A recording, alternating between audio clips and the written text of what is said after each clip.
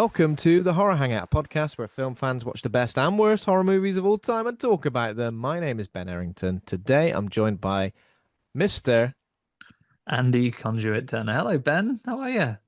I'm doing very well, thank you. Very, very well. We're also joined by a very special returning guest for what might be the fifth, no, fourth or fifth time, maybe. I've lost count. I'll tell you what, I've lost count, which is a good sign, right? Becci Sayce is a entertainment journalist, film critic, and deputy editor for Film Hounds. Hello and welcome back to the show, Becky. Hi, thank you for having me back. I'm thrilled to be talking about this film as well. It's one I love, so I was very happy to be asked. Thank you so much for taking the time and also taking the time on Fright Fest week. I'm going to say Fright Fest week, like 2 days before Fright Fest. I was a bit like, are we biting off more than we can chew by getting a big old episode out before Fright Fest? But we kept at it, so thank you. No, it's quite nice to have a little break from Fright Fest screeners and all things Fright Fest. I feel like I've been embedded in the festival for like a month now, organising coverage. And then, like you say, I'm at Film Hounds magazine. We're one of the media partners this year. We've put a magazine out, been organising social content for beforehand and on the grounds. It's been so full on. So it's quite nice to have a little break and talk about a film that's not screening at the festival. Yeah, crazy. And obviously the Film Hounds Fright Fest issue is out now as well. It is, yes, it's available online. It's got all sorts in it. We've got interviews, we've got features, we've got a special guide for top tips. So it's an great all rounder for people who've been before, for people who've not been before. And yeah, I would definitely recommend checking it out. I'm not just saying it because I'm one of the resident horror critics, but I do think it's one of our best issues we've done. It's got some fabulous writing in it and some really, really interesting insights. We got an interview with Alan Jones, one of the festival directors, and again, it's one of my favourite interviews we've done. It's so insightful if you've ever wondered how a film festival is put on and how they organise everything, why things go on certain screens, why they're timed in certain ways. It's fascinating. Oh, I'm definitely going to have to dive into that. I have a lovely, is it a 7 hour train journey on Thursday? So a magazine will be Ooh, just perfect. Read it cover to cover, back to front, every single thing, and then read it again. that's commitment Backwards. to Fright Fest. That is a 7 hour train journey. Oh yeah, this we've got to make it happen. I mean that includes a little bit of a transfer in Glasgow, but that's fine. It's worth it for the company we'll keep and the good times we have. It's the busiest time of year. I mean, speaking of busy, old Ben there, the editor supreme. We have been in a very fortunate position where I think Ben, I haven't done the full final count yet, but maybe the biggest number of pre-Fright Fest interviews before we even get on the ground so far this year. More interviews than there are days to release them still between now and go time, right? I still don't know how we're going to do it because we're going to want to release them so that people we're not going, oh, Fright Fest is coming up. It's going to be fun afterwards. So we need to knuckle down, I think. Yeah. But Yeah. yeah, probably the most coverage we've done pre-festival and then, yeah, at the festival as well. Looking forward to it. And one of them's out as well, an official third member. Emma has done some of those interviews Mm. for the team as Oh, well. yeah. Great Very to have her on exciting. board for this rather than just grabbing her at the festival and getting her to Yeah, jump on with us. Get her in early. absolutely. Get her in early so that we can get her on in front of the camera at our event, at the event as well, definitely. What year of Fright Fest is this for you, Becky? I first went in 2023, so this is my fourth year in Mm. person. I'd covered it virtually beforehand, I think for 2 years before. Yeah, this Mm. is my fourth one in person. Just gets better every single year. Like you say, the Yeah. company you keep, the community you make. It's the main thing, isn't it? I do love seeing the films as well. That's not me saying, oh, forget the films. Films are great, but I do Want to mostly chat? go to socialise with everyone, to be honest. Yeah, it does feel like that, and every year it comes around faster, doesn't it? You're like, It bloody Fright Fest does. already? Behave yourself. I can't believe we've got two more sleeps. It's like waiting for Christmas. Horror It's like, Christmas. I feel like we maybe have covered it for a similar amount of years, Andy. I Right? think physically one less than Becky, I think. Is Yeah, this our third? 2024. This is the third year that we have been live? I don't know. I feel like this might be the I fourth. don't think that's right because I'm sure I saw you guys. Because the first year I went was when I had to take my kids because they were too little. My ex-husband came and had the kids, and I remember running into you guys when I was trying to wrangle two toddlers Well, the first time outside of we somewhere where I was eating. So I think we've been going the same amount of time. the first time Maybe we it is. went I'm wishing my life away. first time we went was when it was at Cineworld. That's right. And Yeah. Luke was there. Yeah, so that is 2023. Yeah. There we go. Same year. Look at that. Origin stories. And I feel like we were covering it remotely maybe for 2 years before. So look at that. We have got exactly the same amount of Fright Fest years under our belt. Hell yeah. Hello. How exciting. Okay, but obviously with Fright Fest, the Film Hounds magazine. Oh, we got a doggo on screen licking Andy's chin. I mean, Andy has got a Oh, delicious tasting chin. Not that I know, but I can just I've tell. heard. I can just tell. By I've read on the reputation, grapevine. you're a Um, subscriber to this dog's newsletter. what other writing have you been doing, Becky? I've seen obviously you've had plenty of features and plenty of other things. I have. So I had two features go live last week. I've been working on the audience team at Metro. Like I've been there on Mm. and off for 4 years, and I'm again pushing my horror knowledge on everyone. I did a piece about the Devils and also a piece about Sallow. We did the Devils because it's got a restoration coming up to cinemas in October, and then I did the Sallow piece 'cause it's got a restoration which is coming to Blu-ray, I think it is, or 4K UHD. So that's been very fun. It's been fun to see them do well. It's really interesting putting these huge controversial Yeah, titles on a of national course. newspaper and seeing how people react. Which is usually a lot of pearl clutching. Poor Amber, she wrote, she helped me with the Devil's piece, talking to me about the importance, and she had a crazy person message her on Instagram shouting at her for Oh talking my about God. blasphemy, which Oh, part and no. parcel with writing for a national newspaper. But Yeah. yeah, it was very cool to put them together. Two films I absolutely love for a place I really enjoy working. So that's been very cool. Yeah. And yeah, what else have we been doing? Lots of news coverage. It has mostly been Fright Fest, to be honest. It's all Mm. been like for about 6 weeks now. It's all been Fright Fest, but now Yeah, that it's all that's been coming to Fright an end, Fest, I've got yeah. a couple of features that I'm doing, which I can't talk about just yet. But they're of a similar sort of vein. Yeah. People have been going crazy for the Devil's restoration, haven't they? People have been absolutely over the moon that that's happening in the horror I community, of can't course. wait. It's right Yeah. before my birthday as well that it comes to cinemas. I feel like it was made personally for me. It might have been. I It hope might so. have been. That's how I feel. Yeah. In the Gigantic boardroom Oliver when they were Reed at the discussing it, yeah. BFI IMAX. That's my birthday present. That's your birthday present. Hell yes. Any, I guess, like obviously you've seen lots of Fright Fest films. Any that you haven't seen that you're really looking forward to seeing? I think I've been lucky enough to catch most of what I really want to see. I'm interested in Ithaca, which I know I'm saying wrong because you've literally just told me what the correct pronunciation was. I've But Yeah, how are we pronouncing that? I right. definitely don't know. Ithaca, isn't Emma it? sent me a voice note to get this into our minds. The mic may not pick it up, but if it does, here you go. Itaqua. Ithaca.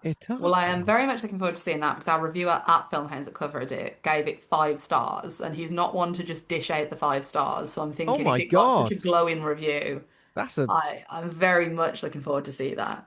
people That have and definitely also sorry, go on. no, that I'm really excited for, and I'm definitely going to say it wrong, but Salmokji or Salmoki, Whispering Water, that's on in the disco screens. I'm going to try and queue for Oh, it. I okay. haven't managed, like, I didn't get tickets for it because of being press. We don't like get the free access to the Yeah. passes, and then when they went on sale, they went like all the paid for seats went so fast. So I'm going to try and queue for it because I'm hearing very good things. But Mm. they're main to them. Very excited to see. And what about things you have seen that you're glowing about? I loved Colony. I really, really enjoyed that. I knew I was going to. I love like most of his other work. Um, love Species. I was talking about that before, and we started recording. That is probably my film at the festival so far. Oh, I really? That's the closing film, love isn't that. it? It is. I think I loved it so much because I went in thinking that I wouldn't because it had like all the substance all over it because it's the special Yeah, effects team that did the special effects, and of I didn't course. like the Yeah. substance. I was a substance hater. So I thought I'm going to hate this. And in the first Yeah, couple of no. scenes, it feels very the substance. I thought, great, it's going to be another one I hate. But as it went on, I love it. I love what it does with body horror. It's not doing the typical, oh, we hate old women, we hate aging, like we hate men, like women in general. It's far different to that, and it's great. I think it's a great closer as well. I think people are going to leave on a real high. So they're the two ones I've seen that I loved, but of like little surprises, I really enjoy Ponderosa. That I think is Yeah. playing on the Friday. That's a strange little film, and I think it's quite disturbing in ways I don't think Fright Fest audiences are going to expect. Okay. I really loved that. And another one we were talking about before recording was Peril at Pincer Point. I didn't think I'd enjoy that, and I really, really loved it. Definitely a Yeah, and few we're I've not embargo seen then. safe on that one because it's screened at other festivals as well. So yeah, It's I really liked it. fabulous. Like surprisingly funny, like just yeah, Yeah. and like quite spooky as well. And I love the aesthetics of it. Yeah, that's what I like. The balance of humor and fear, I think, is very good in it. It reminded me of Hundreds of Beavers, which I loved, and The Mighty Oh Boosh, yeah, which I Hundred also of love. Beavers. So it's a perfect balance. I think, again, it's going to be one that people really enjoy with the crowd. I'm going to be Mm, quite jealous of everyone seeing that in the disco screens.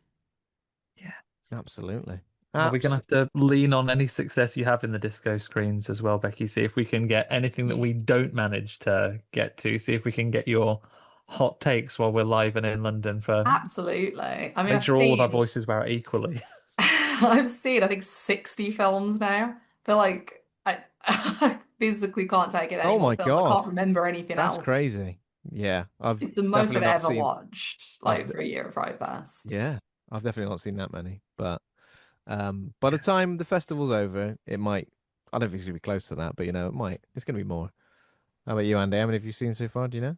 I haven't done a count. It's been quite a lot. I think the rookie mistake I've made is I've always, and I spoilers for flashing forward for in a minute when we do what we've been watching, failed this week, but previous weeks I've also still tried to watch some of the other screeners we have coming in that are non-Fright Fest related, so we can share other things that, for other audiences around the world. And I have been absolutely like burned to the very core. Like at the end of, gave this example before we started, like the end of Batman Forever, where the Riddler's absorbed too much information into his brain and then it's just all melty. I'm going to be jumping up in a straitjacket claiming to be Batman to Tommy Lee Jones within minutes of the end of the weekend. But it's all positive. If you're going to sacrifice your mental and physical health for one thing, why not horror movies?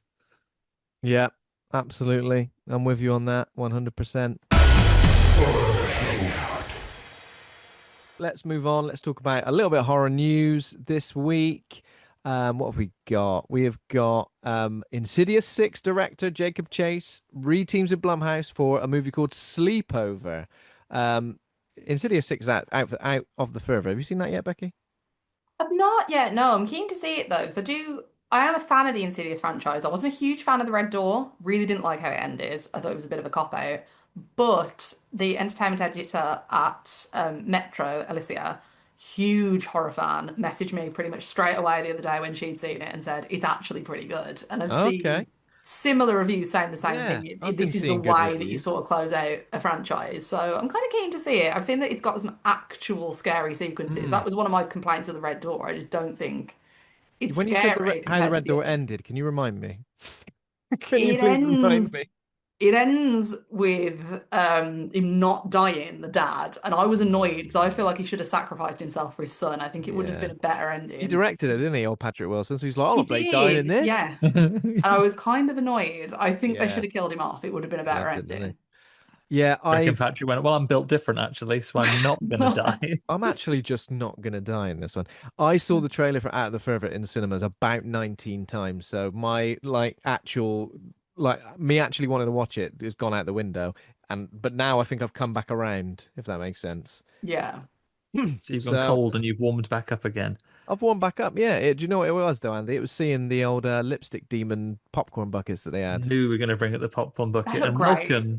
welcome to He Andy's hates it. negative news corner. He hates it so much. The dying embers of our planet, Ben.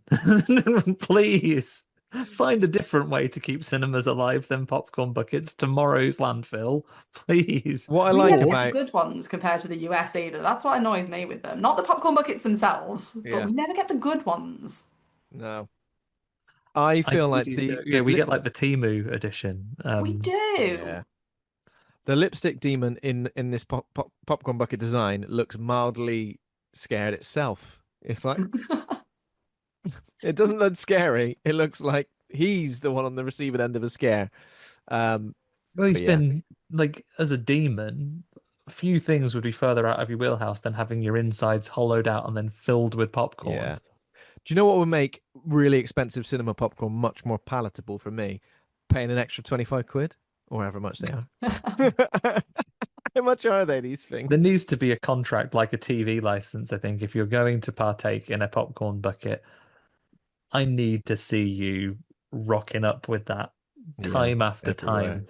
I want to see you rocking up to Endgame and having to trade it in Mm. for a Doctor Doom helmet when you do that. Oh, I like that. Now we're talking. Come Yeah, back to the trade it cinema. in. That's a good idea. Discount on your popcorn if you bring a refillable bucket. It gets melted down in front of you That's a great idea. and Maybe reforced. the discount can increase depending on the age of the film, proving how long you've been coming to the cinema. So if I'm rocking up, in 2030 with what is a film that I can pick as a really like with a The Nosferatu Dumbo? coffin. Yeah, with a Nosferatu coffin or Oh yeah, that was a good one though. the alien Romulus little thing. If I'm rocking up to that, I want like 50% off because I've been supporting cinemas for that Yeah. amount of time. Give me some payback for that and give people an incentive not just to get the one for every film that comes out. That's what I See, need. as a houseplant girl, I quite like them to turn into pots. I don't have Mm. many because I can't. I'm like you. I can't justify the price on them, and we do not get the good ones like the US. The Alien one annoyed me when they had the nice light up one. It was Yeah. like the test tube with them in. That looked awesome. Our one looked so crap compared to it, but I do like them to turn into little plant pots or like Mm. makeup brush holders. I do use them. I promise. They don't Well, just collect that's dust. acceptable. You are reducing, reusing, and recycling, Becky. I I expect a like that idea lifestyle more though, magazine taking from it you. back and getting money off my popcorn because nothing Yeah. annoys me more than spending money on popcorn. Like Fright Yeah. Fest weekend, I spent too much money on cinema, drinks and snacks. Far Mm. too When you much. when you opened that with two, I genuinely thought you were going to say £200 on popcorn. Probably not far off, And I was like, honestly. what? So you've Those had Odeon popcorn three prices. times? The only time we ever got one was when there was like a Chucky popcorn bucket at Halloween Horror Nights when we went to that. And Ooh. but honest, it was like a full Chucky I body, do remember that, but yeah. only the head had popcorn in it. And I was a bit like, hang on a minute. This I feel like the popcorn bucket part of this has been vastly like misinterpreted. What is going on? Like They should have filled his one body with handful of Sprite or popcorn. something, shouldn't they? You should have filled his body with Sprite, and you could have like pumped Yeah. his Oh arm and like got yeah. it to come out of a straw. Why have you got so many good ideas today, Andy? You all right? They need to get you in the Cineworld marketing team. I'm the new Willy Wonka, Product but for design. He's yeah. a new bloody Willy Wonka over here. Anyway, there's this film, Sleepover. Uh, yeah, I think co-written by the Night Swim writer, so I think we know what potentially. You're damning with faint praise now, Ben. If you listen to this on audio, I'll just describe Becky's face then, which was a sneer. Was it a sneer? Maybe. Yeah, Disbelief. yeah, a scrunch.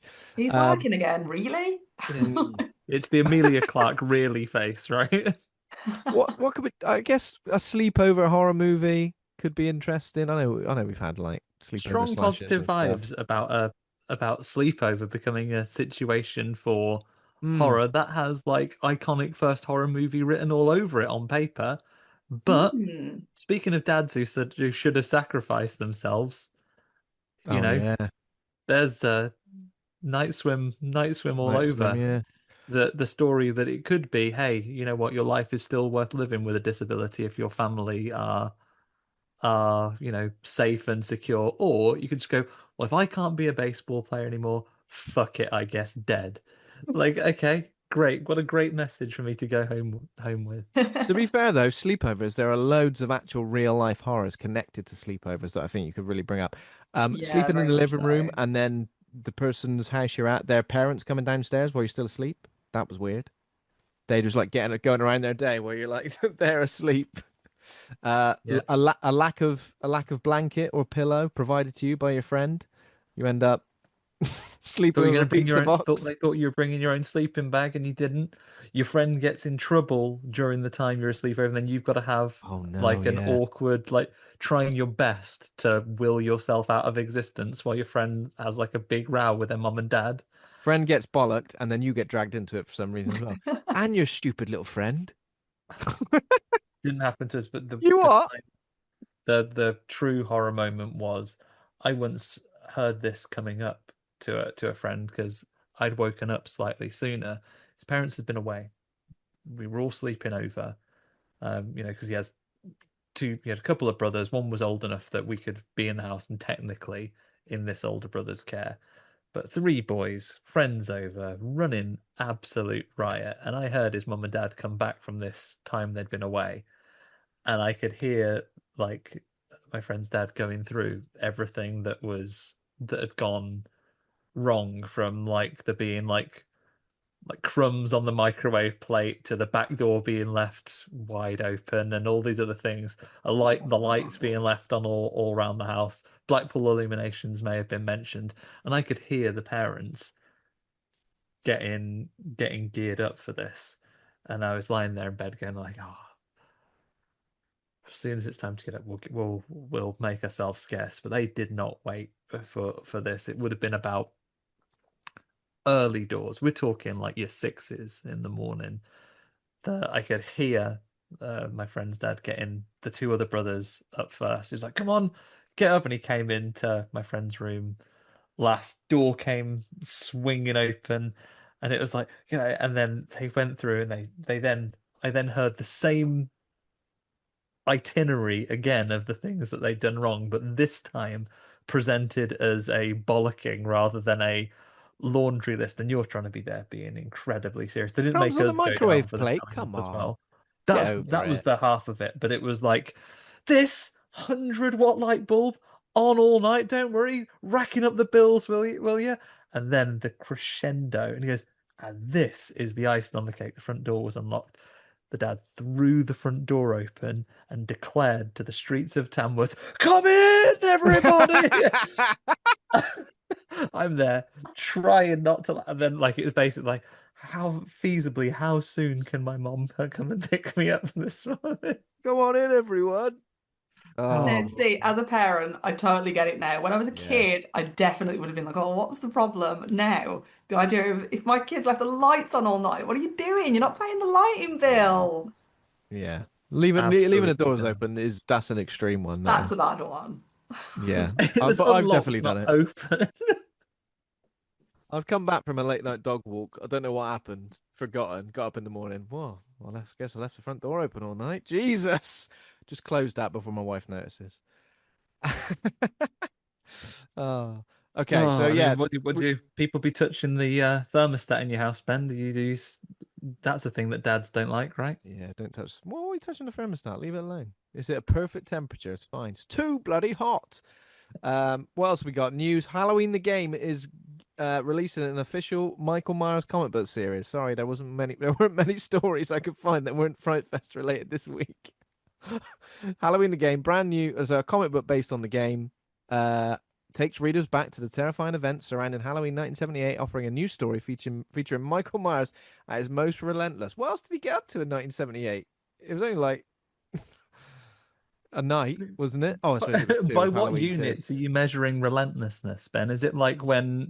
Pantene tells you that your hair's going to be X times as shiny? That's based on He was lumens. pretty damn But relentless, wasn't he? yeah, But what's the unit for relentlessness? right, okay. Another thing I need to bring up because both of you might be able to correct me on this. When was it that Michael Myers learned to drive? Because obviously he's driving in number one. He's driving in the game. I've seen clips of him driving in the game. When did he learn to drive? Did they do this in prison while he was growing up? That's a Or is he good just, point.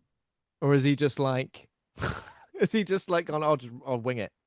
I'll just Yeah, wing he it. learned Can't be he that hard. learned to drive. He learned to drive between tensing constantly for 18 years, so he could also be super strong. Yeah. Like, yeah, Or do you reckon he did that thing where like he learned to drive by just reading a book on how to drive? I do it like cycling proficiency in prison. You know, you have to do yeah, cycling proficiency at school. You get Yeah, 2 days where you just go out, you stabilize, and then they take them off. That's what they yeah. do in prison. That's what he You did in get he's two just prison. days to learn to reading. drive, and that's it. You're done. He's just Yeah, Get read a the little highway certificate and a code. badge, and you're done. yeah. There is a bit. I don't. Is it in the film? I'm pretty sure it's in the film. I hope I haven't just imagined this, but there is a bit where like you see him looking both ways, and I find that quite funny. I don't know why. He's just Just like, well, he's also done Green Cross Code when he was learning to drive. That's why he's what was he looking both worried ways. about? Oh no! What if I get into a wreck? What if my Well, my insurance premium goes up? What if I kill someone? Why does he care about that? he doesn't want to get T-boned by like a big rig at a crossroads, as happens in movies quite often. I mean, Yeah, bearing in mind he does this in Halloween 1, maybe he was culturally aware of what would happen to a boy who didn't cross a road safely in Halloween 2, yeah. plowed into a tree by a police car till you explode. To death. Yeah, there we go. But Um, anyway, this might be cool. Little comic, but it looks good. The artwork looks good. We've got the cover of the artwork is like him in prison hospital, wherever he is. Uh, just in his Learning to drive. just just in his normal clothes, but like his face is, you can't see his face, it's all in shadow. It just looks really cool. He looks like a big, hulking, scary man. And then another cover which has got Donald Pleasance on. Lovely. Hmm. Not as Dr. Loomis, just as himself, the actor. Donald Pleasance as himself, and then yeah, just a picture of him sat on his sofa at home. There we go. Do you know what? I feel like that's almost all I've got for horror news. Anyone? I'll Anyone get one else? more bit of news for Oh you if you yes. like, Ben. Um, if you are a fan of Horror Hangout and the work that we do here, which I imagine you must at least be neutral on, bearing in mind you've listened to us chat on for several minutes at this point. If you want to hear us talk to different people as a guest, you can hear us as of today at time of recording, having a lovely Oh, chat dear. with Stacey Taylor on her podcast, Stacey's Pop Culture Parlor, talking about all the things that have been tickling our fancy pop culture wise. We talk a little bit about things which are Fright Fest relevant. We have a lovely chat about Train to Busan. I think at some point I get set off on a rant about how the new Jurassic Park is shit. Don't make him go back to an island. We won't repeat that here. But lovely chat. Stacey Yeah. does a great job. Stacey talks about Camp Miasma a little bit. Yeah. That's right, isn't it? Yeah, if it wouldn't be an editing nightmare, Ben, I'd invite you to put a clip in while we review at the end, but not on Fright Fest week. You've got enough to Come do. on, give me a break. We talk about the end of Oak Street as well. I don't know, have you seen that, Becky? I've not, no. I'm sort of on the fence about it because it sort of looks good and sort of looks shite as well. Like I can't decide where I fall on whether I think I'm going to like it or Yeah. not, which means I've got to give it a Gotta chance. give it a chance. It was a bit of both. A bit of both. Ooh. Not straight up 50-50, but like I think pretty fun for the duration. I think the vibes are immaculate. The vibes are great. And Okay. there's some really good. There's a it goes over the top with split diopter shots a little bit at times. I'm a Hmm. bit like, I've More so seen than the this. mummy. More so than the Mummy. Don't get me started on the mummy, There's a whole please. scene. There's a whole scene dedicated to these shots in this film. A whole scene. The Mummy is one one shot. I can't remember. Don't get me started on the What on the was it Mummy. that loved split diopters if not the mummy? Don't get me started on the Mummy. I'm gonna, Becky. Let's get you started on the Mummy. 100% one of the worst. It's not the worst film I've seen this year anymore. I watched the worst film I've seen this year yesterday, which was Return to Silent Hill. And I really can't get into Ah, that because we Return will to have a Silent Hill. 4 hour podcast and it'll just be me screaming about Return to Silent Hill What's wrong with piece by that? piece. What do you mean? What's wrong with that film? I'm joking. I'm joking. Is it the beard? Is it the beard? The fake Depression beard? beard at the end. It's the CGI lampposts at one point. Why are the CGI lampposts? Get a fucking prop lamppost. They look so bad. The beard Modeling. looks bad, do not get me wrong. There is Yeah. so much worse. There shouldn't be worse than that beard in it. There really shouldn't, but there is, and I don't understand how. But the mummy's pretty bad. Like that, which is gutting because I was really excited for that Yeah. film. My biggest Lee Yeah. problem with Cronin the mummy plus the mummy. remains. Mm. Get this film out of Egypt as fast as you can. Really? Can we Nobody not likes Egypt. get this to America where we can relate to what's happening? Yeah. Nuts. But I'm excited for the end of Oak Street in the sense that it's dinosaurs. I really do want like a good dinosaur film. We I need a feel really like scary dinosaur horror. That's what yeah, I'm really after. there are some very horrifying moments. I feel like if it pushed the envelope a little Ooh. bit, it could have easily been considered a dinosaur horror. Maybe if it changed the soundtrack, because the soundtrack's a bit like jaunty and family adventure, whereas Okay. just change the music, and I feel like it could have easily been considered like Jesus. This is We need a Dino Crisis film. That's what I'm actually That's what we you know after. what? need.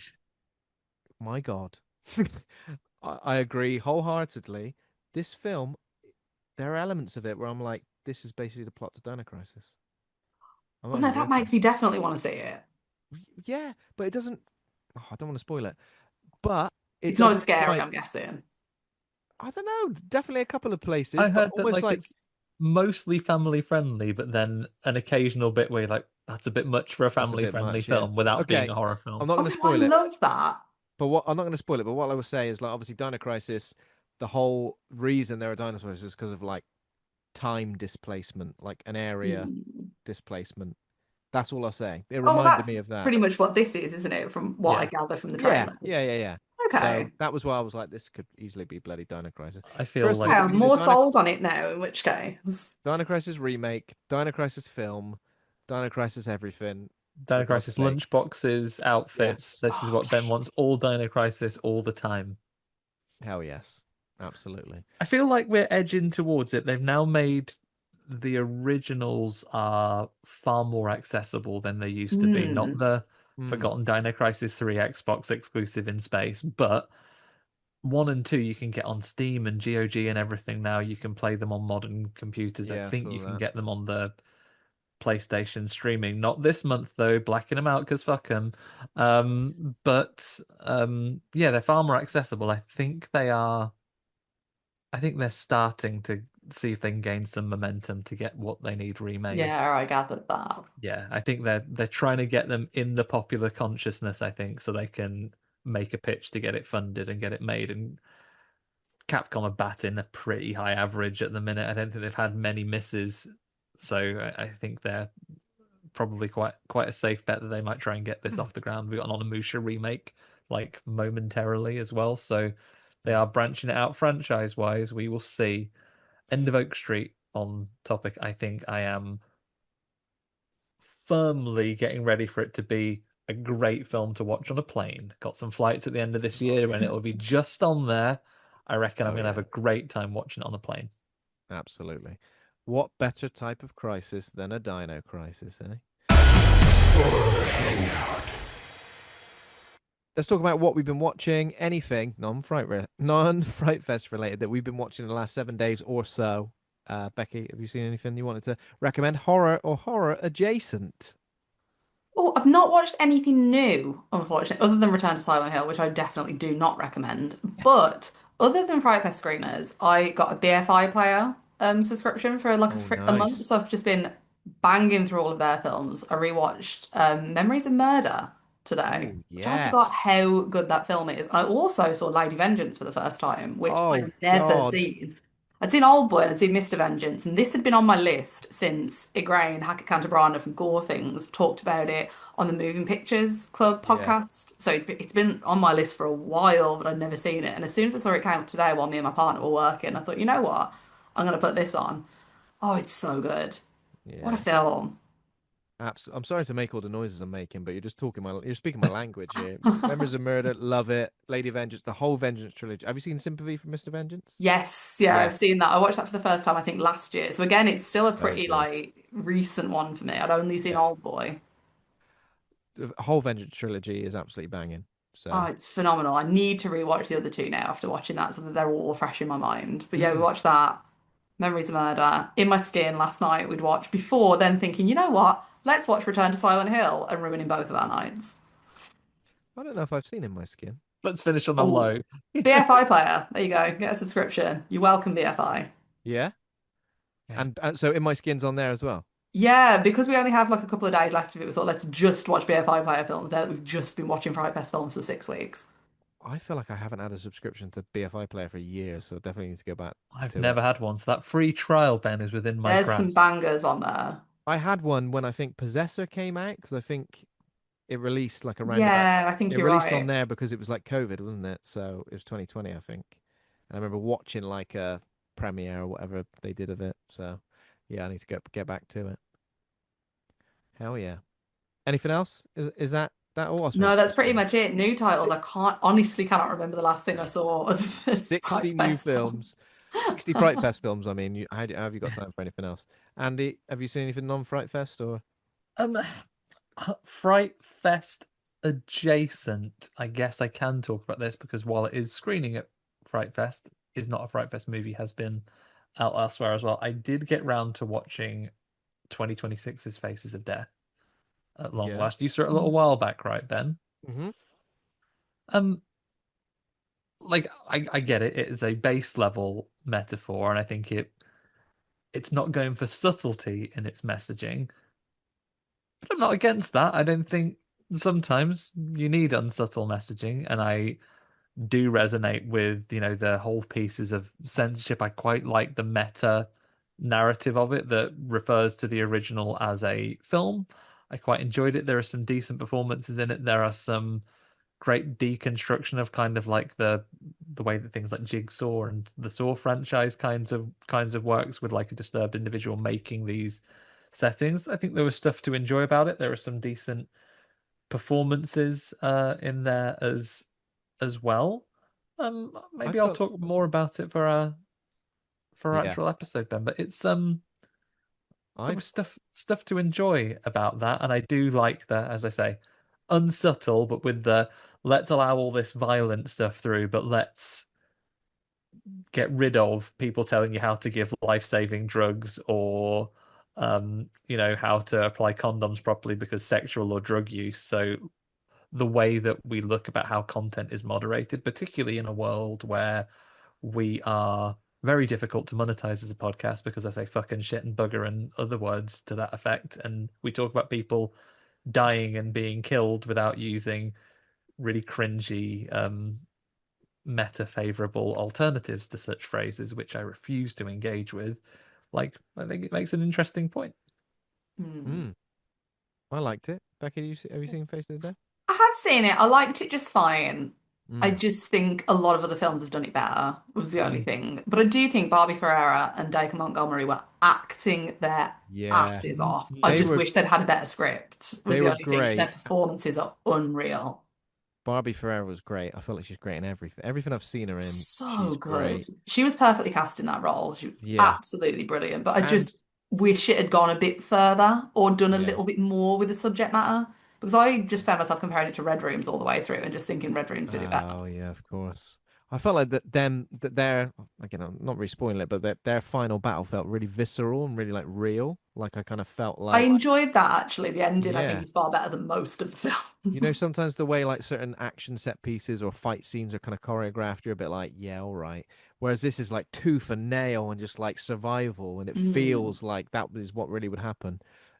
Pretty cool as well, Andy, that someone we've interviewed, Aaron Holiday from On holiday, yeah, made Apopheniacs, a is little in it as well. appearance. Yeah. Oh, Apopheniacs. What a film. Yeah, Did you yeah. cover that last Finally, year? yeah, We did. finally out Fright in Oh, cinemas what October, a right? film. Mm, September, October this year. Finally getting distributed. Great news. Yeah, I'm really thrilled. That was one of my favorites at Fright Fest, and what a Yeah, lovely cast and crew behind it as well.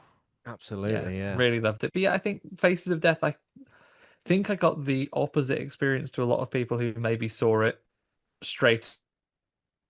People were very excited to see this sort of bit of cinema folklore come back to screens, and then I think it maybe disappointed a few because it was just Mm. fine rather than mind blowing. But I kind of went in with a limited expectation given the kind of cold reception maybe it got. So I'm pleasantly surprised. But other than that, um, all Fright Fest all the time. I mentioned it briefly, but I have continued thinking about Hellcat since I saw it the other day. Have either of Just you about to seen say that yet? that. Just about to say. I watched No, I've Hellcat not as seen well. that. It's on Shudder now. We're lucky enough to get a little preview just before it went live. Mm, But I think I just mentioned it briefly, so for the purposes of repeating, it is a young woman who wakes up in the back of a moving like camper van, with a driver that's only speaking to her over the radio, saying that he needs to get to a hospital with her in the next hour, or something terrible will happen to her, and she has an injury, like an animal bite on her side. mm. Don't want to say anything more than that. No. Great sort of character study, really, really thrilling, thrilling stuff. Goes a lot of great places. It's like Yeah. it twists and turns along the way. I had a blast with it. I think in terms of sort of Shudder originals for this year, one of the strongest I've seen for a little while. Oh, wow. I think we had a reviewer cover this at Filmhouse. I can't remember who did it because the title rings a bell, but I'll have to Mm. check that out. That sounds really good. Yeah, I liked it. It's on Shudder right now. If anyone wants to watch it. Okay. It was good. I liked it too. Only thing I'll add is the lead, Dakota Gorman. So good. So good. Very, very believable in this particular. It can be quite difficult sometimes to lead a film when you're just in this sort of claustrophobic space and there's only a couple of characters and the dialogue Mostly can be. reacting to yourself, right? Like Yeah. speaking to someone off screen. Yeah. It was good. I liked what it did. It brings in some interesting There's a couple of interesting twists, let's just say. I'm just laughing because I'm just Yeah. remembering. Yeah, I don't want to Okay. spoil it. It's like it's a fun movie for that kind of thing. Yeah. Oh, the only thing I wanted to mention on top of Hellcat is I watched The Gate 2, or for some reason it's just called Gate 2. Get rid of the, because, no one to know. Obviously, we covered The Gate a little while ago, Andy, on the We podcast. We did did. years back now, lockdown era. Is that lockdown era? No way. This is Yeah. like a pretty unnecessary sequel, I think. It's kind of like, hey, remember the gate? Yeah, now here's more of it for some reason. The only thing that's kind of like good about it is there's some really good stop motion effects that are cool, and it's a bit over the top and a bit ridiculous, A as test of my was the memory, original. Ben, is the Gate 2 the one where they've got one of the little goblin-y creatures and they use it for wishes? Yeah, they've got yeah, they use it for wishes, but then like bad things happen, as always with wishes in horror movies. Oh, what's that? You wish for this? Well, you didn't quite word it right, so now pain and suffering. But yeah, it's got some really good stop motion bits. Not just teeny tiny little creatures like in the Gate. Sorry, we've got some really good transformations as well. It's fun enough. I think it's fun and it's watchable. I feel like it just lacks that kind of like iconic nature of the original. There we go. Good Okay. stuff. But we have all watched one film. Well, I hope so. Well, Becky, how long ago did you see this? The film of the week. Sorry. I watched it at South by Southwest London when it came there. Or that was when I first saw it. I have gone and rewatched it since, like for this recording. But I first saw it at South by Southwest London. I did a double bill. I just went for the day to cover his press. I watched this and I watched Leviticus, which was Oh yeah. such a phenomenal double bill.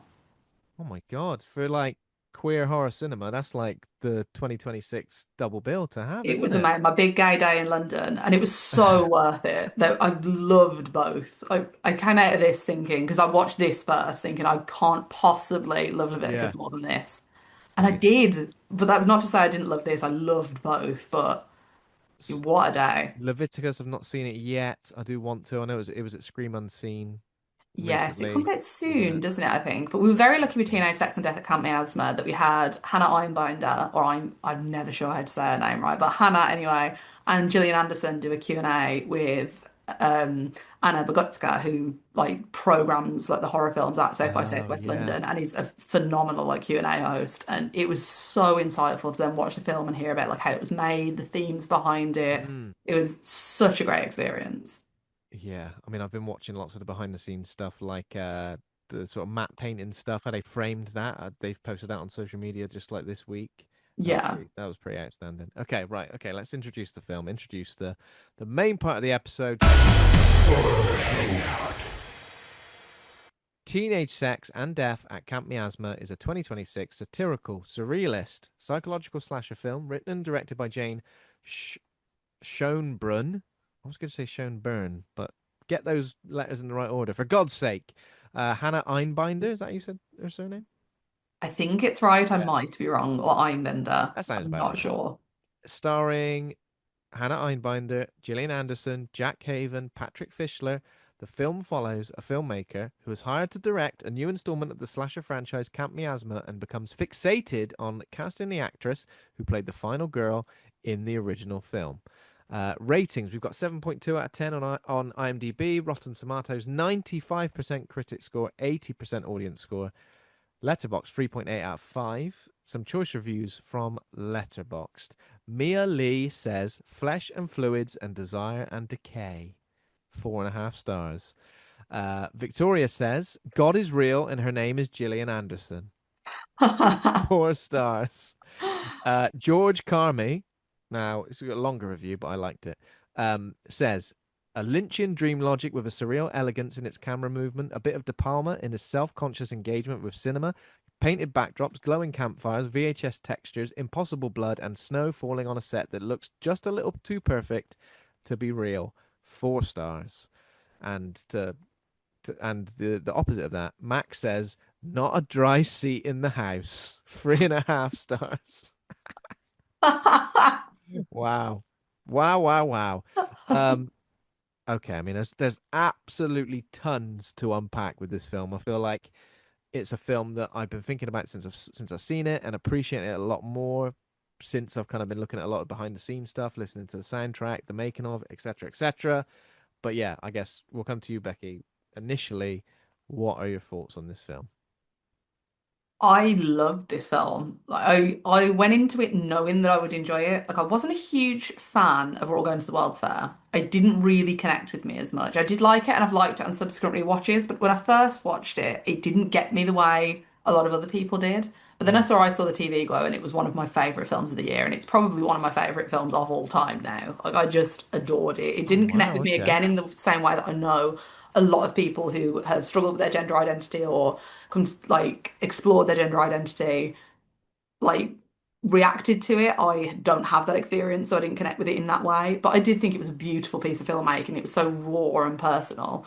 Mm. So I was pretty sure I would go into this and really enjoy it, but it connected with me in ways I really didn't, like really, really didn't expect. Like how it looks at intimacy and dissociation in like queer people, in women, in like Mm. older women with sexuality, in women that are struggling with their place in a relationship. I thought it was fascinating. And then how it looks at nostalgia culture, film culture, and remakes. I thought it was interesting to twin those two ideas. And on paper, it shouldn't really work, but it really does. And I think it's only a filmmaker like Schoenbrun that can do it.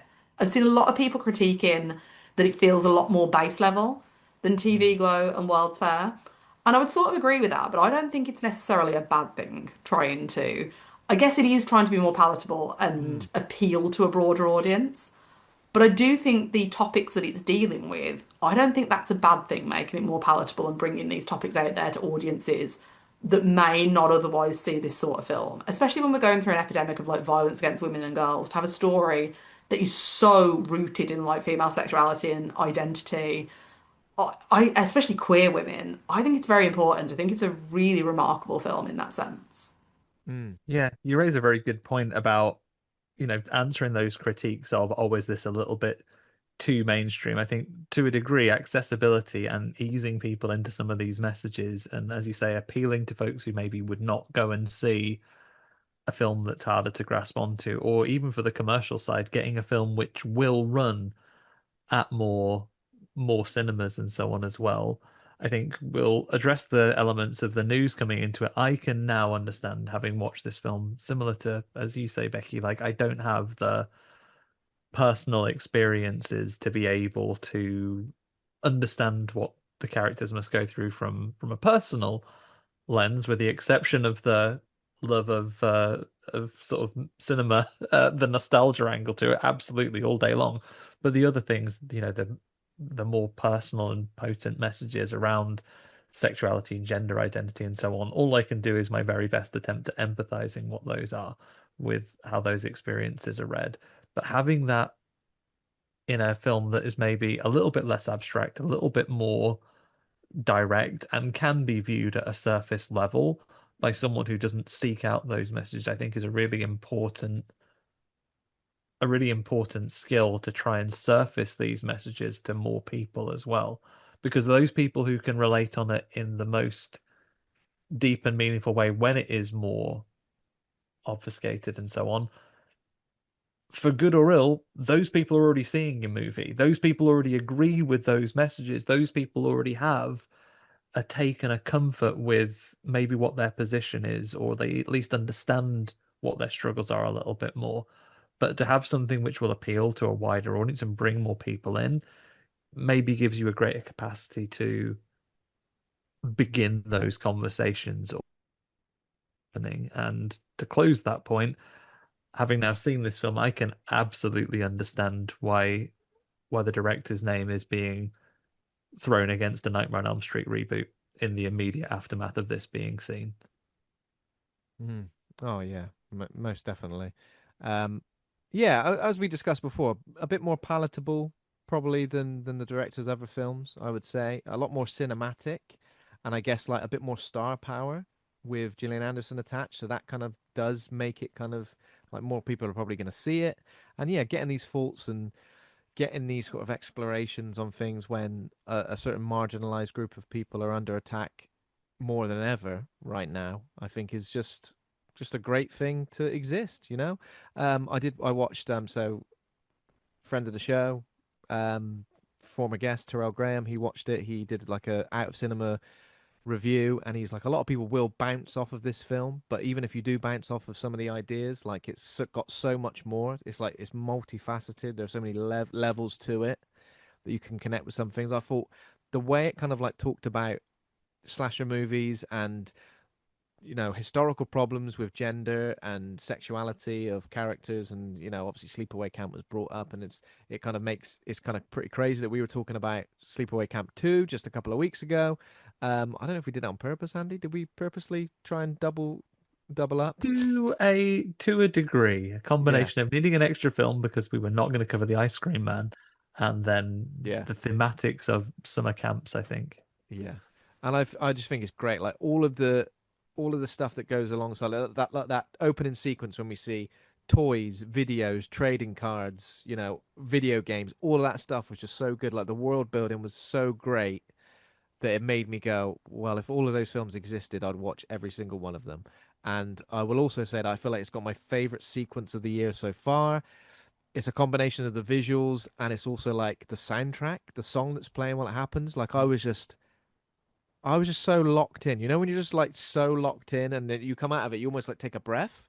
You go like, whoa, I feel like that was special. Like that was extra special, that sequence. So we'll obviously get into it. But yeah, I'll echo your points there, Becky. I mean, it's not always great when three people watch a film and they all love it. So, but I'm sure we'll have a great conversation about it regardless. But yeah, the world of Camp Miasma, obviously heavily influenced by Friday the 13th and Sleepaway Camp. It feels like Yeah, those two. Any other references we were getting?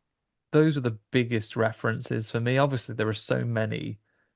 I mean, it's directly paralleled. I found myself watching it because we do get several scenes of the original Camp Miasma that we're watching with our cast as audience members on a number of occasions, and I found myself thinking out loud, like, "Oh, I wish this was also just a full film that I could watch." And then I took a Yeah. pause and go, "It exists. It's called Friday the 13th. It's Yeah, about, yeah, but it's Yes. about Jason." So yeah, like it's definitely Friday the 13th coded. Definitely, let's say Sleepaway Camp gets actively name checked. But Mm. then possibly maybe things like the burning and so on like feed Yeah. into it as Did the well. burning get name dropped in this film? It did, didn't it? I didn't catch it, He but says, maybe. No, I I think, didn't if it did Gillian did. Anderson say she auditioned for the burn? I can't remember. I imagine that.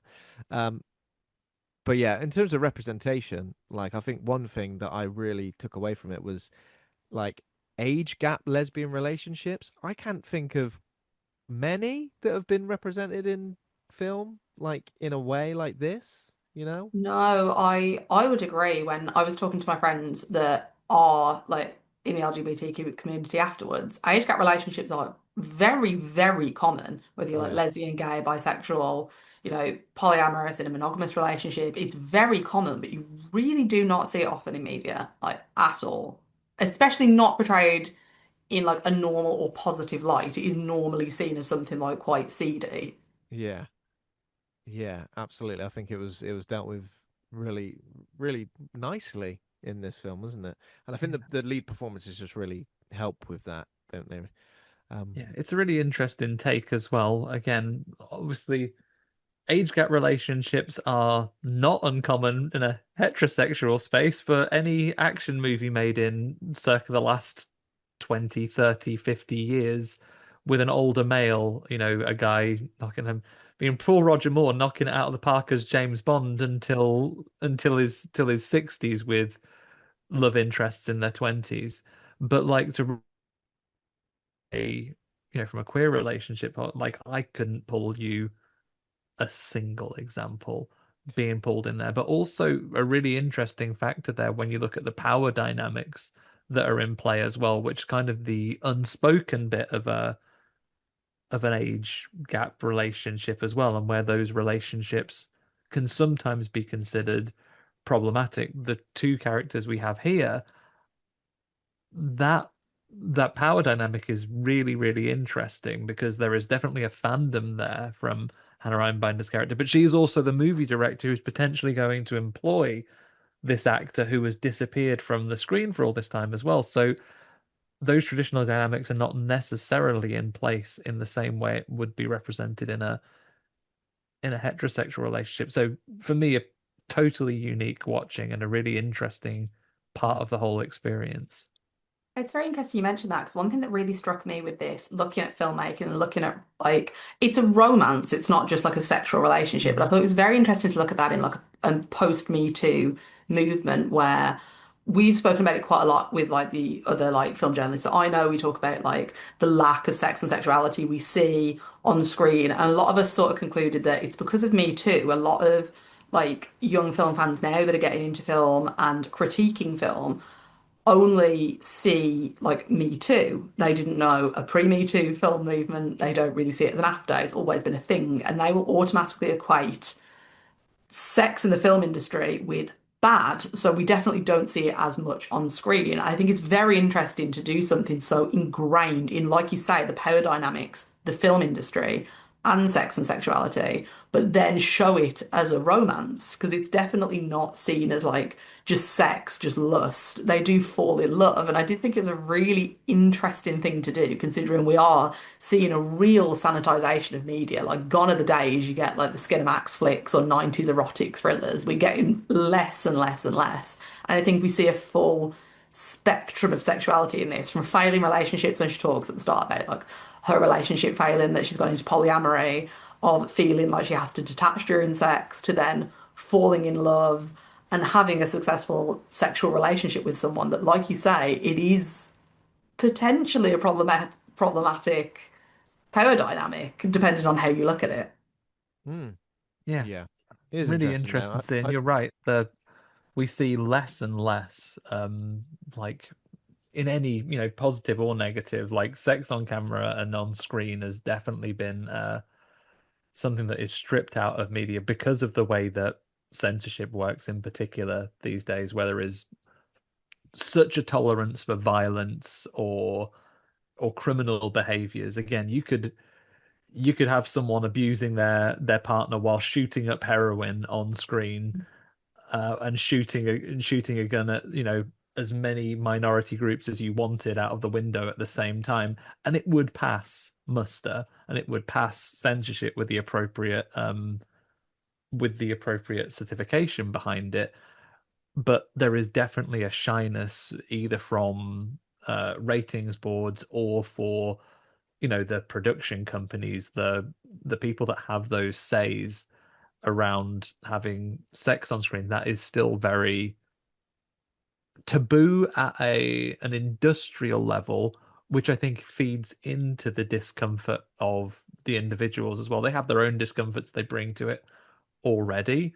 But you're right, especially in a story like this where there is a romance to it. It is not that you're, you know, shooting a pure transactional, we both fancied some sex, so that's what we did right now. Like, you are looking at a romantic relationship, and maybe again, in a world where we need more normalization of these things depicted on screen that is character driven, because if people want to watch sex on video, there is no shortage of access to that on the internet, which doesn't come with the relationship side of these things. These, the sex that people can very, very easily access is very extreme, very graphic, and very separate from real life relationships, which has given people very difficult relationships with it in the modern era. I am in no way qualified to unpick that problem,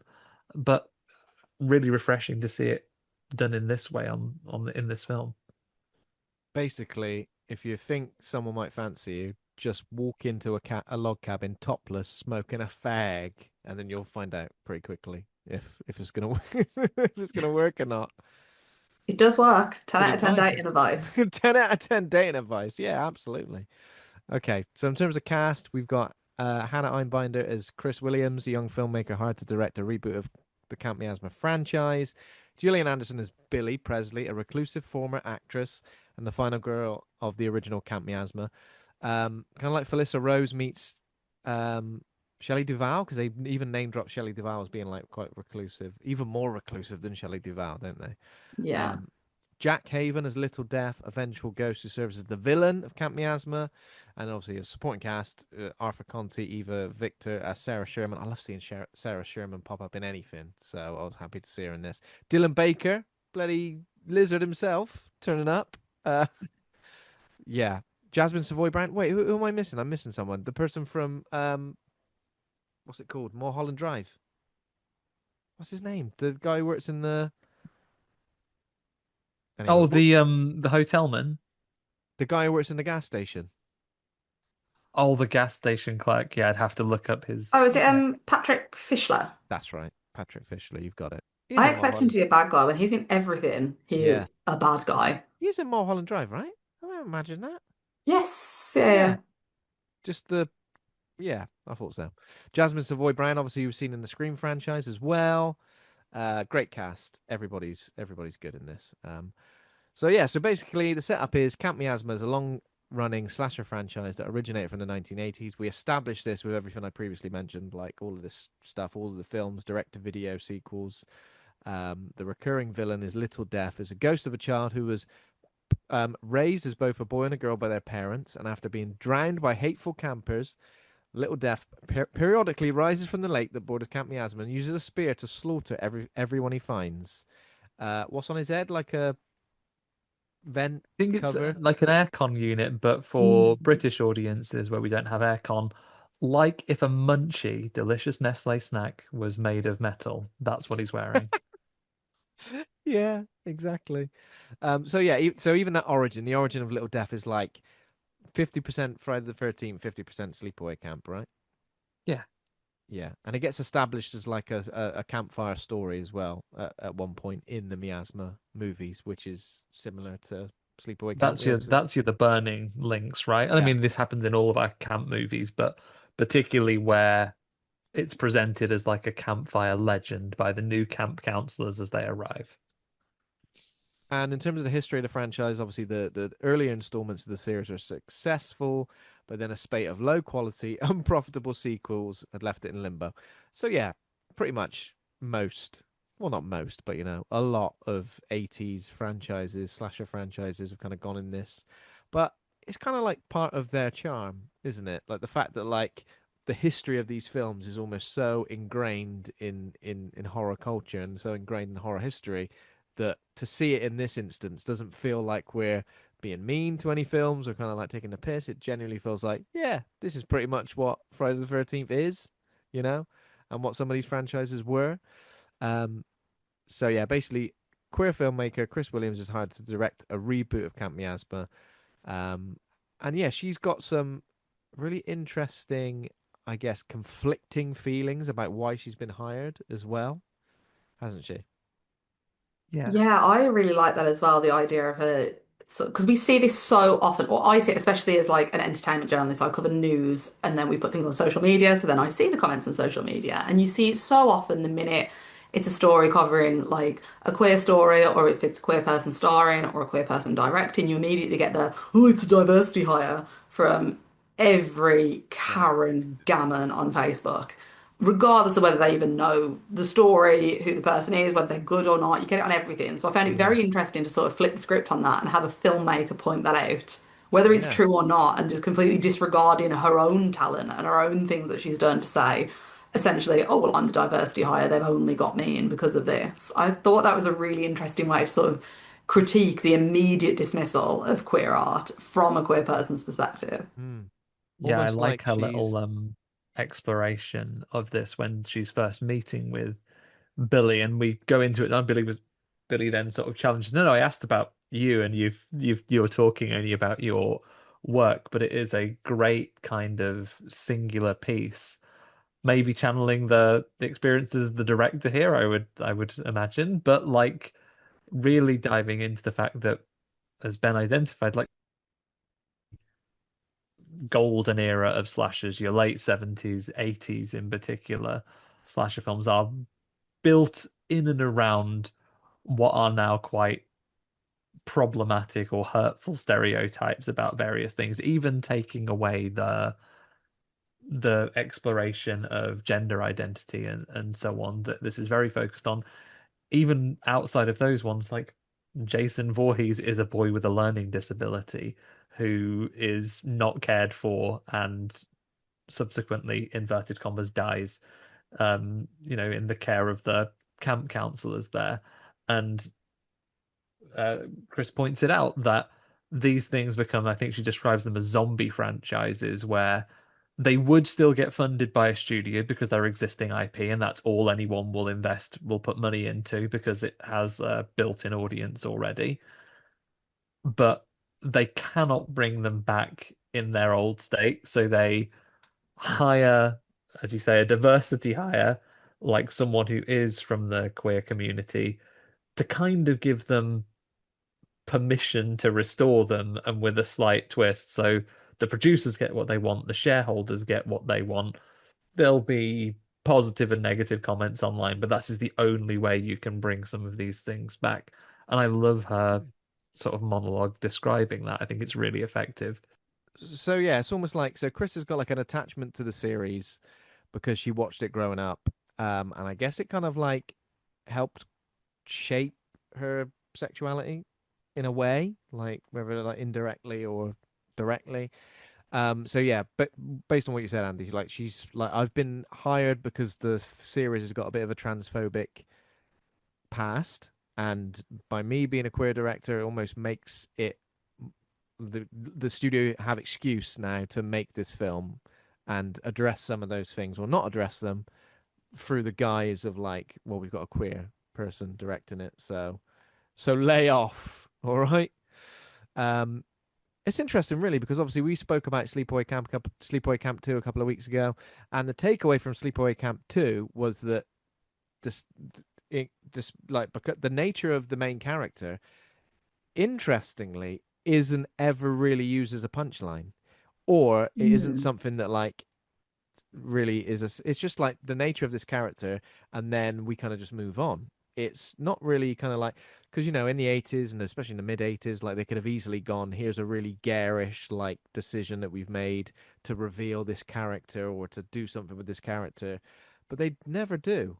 And whatever you feel, however you feel about the final reveal of Sleepaway Camp, it it never goes as far as that in Sleepaway Camp 2. I think it sort of deals with it in a really Kind of interesting way. takes gender identity as read. I mean, it's an interesting take in that Angela as a character never chooses. I mean, yeah, it's a very strange take that it's kind of brushed away by the time the second one. It's just presented as a female character, Mm, by and large, apart from the quick mention of the history at the beginning. But yeah, definitely, maybe I couldn't tell you whether they're trying to move away from the controversies of the old one. It would have still been the 80s, so the feeling probably wouldn't be as it is today. But I know it's a film that has complex relationships with the community, whereas some have kind of reclaimed its intention and sort of repurposed it for mm, their own enjoyment. I know that there are still some others who would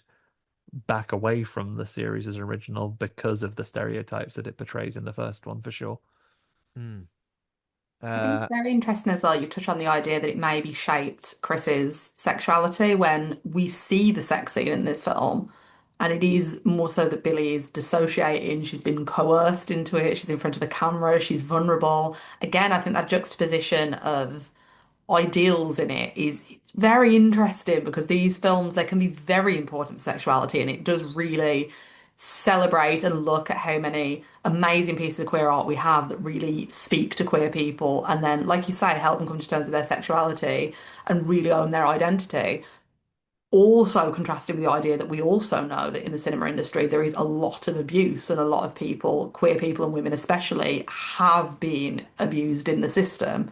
But then those pieces of art where people have been abused are still important to people. And I think it's something that, again, we're seeing more and more people ignore that grey area when it's very much like you are a good person or you are a bad person and you're cancelled, that we're seeing more and more online that is ignoring this grey area with art and refusing to engage with art that they think could be problematic, even in the slightest, which again comes into you saying about Sleepaway Camp. There's many people that will completely ignore the legacy of it and the importance of it as a film because of that. And I don't think it's a good or a bad thing necessarily, but I do think we can't just completely erase these films. So again, I think it's such an interesting thing that this looks at, that complete juxtaposition of importance versus a dark past with things, and Mm. whether these things should be left to rot or be brought back or discussed, or yeah. It's a lot to chew with this film. Yeah. Yeah, I a feel lot I to feel take like on. that juxtaposition feels like, a conscious choice as well. It doesn't feel like this film, oh, it just happens to bring these things up and, you can make of it what you will and make those connections. Like it feels like it's a conscious choice. Like we're supposed to be kind of like battling with these ideas as we watch this film. We're supposed to be kind of thinking, oh, well, I never really looked at it from that point of view, etc., etc., which is again what makes me, really appreciate this film even more as I kind of do think about it and chew over it even more. It's there's a lot going on. I It's feel very like, bold.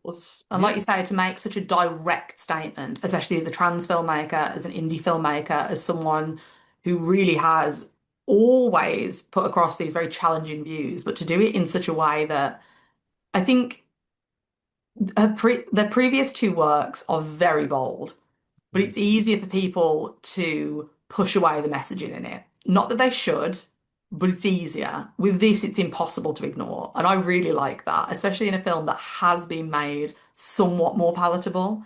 And yet, there's themes that come in like an absolute sledgehammer. mm, And I really love that. I think it's a really bold piece of cinema. mm, yeah, most definitely, absolutely. So how do we get started? So we're introduced to Chris and her partner, and their kind of like interesting relationship they've got going on there. Thruple with polyamory and Thor, a bisexual fella, lovely hair, lovely hair.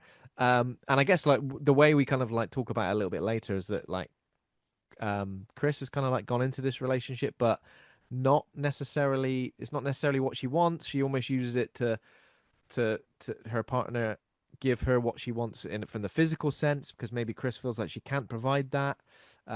So I guess like a little bit of pressure to kind of like indulge in this A sort of feeling of three-way relationship. obligation, Yeah, right? an It's like obligation. Yeah. those, and it exists in all types of relationship, right? Where there is a, even if it isn't from the partner being, pressuring the other person for sex and what have you, I think there is an inherent societal pressure or a personal pressure that individuals can put on themselves for, well, my partner is interested in the sexual side of our relationship. I don't want my partner not to be satisfied. I want them to be happy. So I'm going to do something which is not what I would choose. Mm, Like an incredibly complex emotional state, I imagine. But this is what Chris reveals in a conversation with Billy early on, right?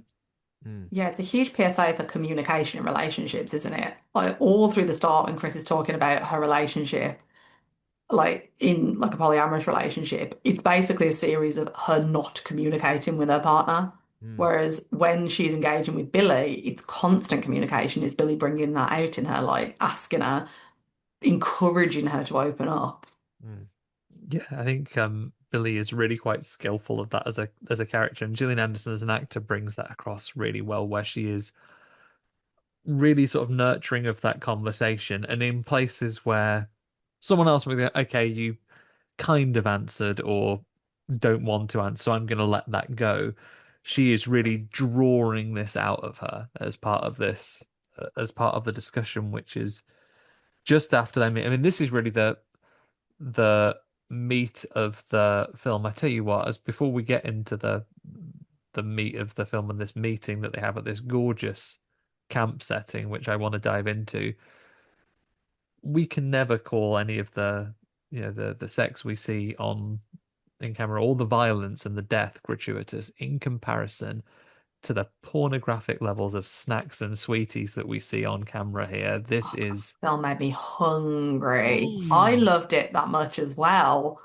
mm.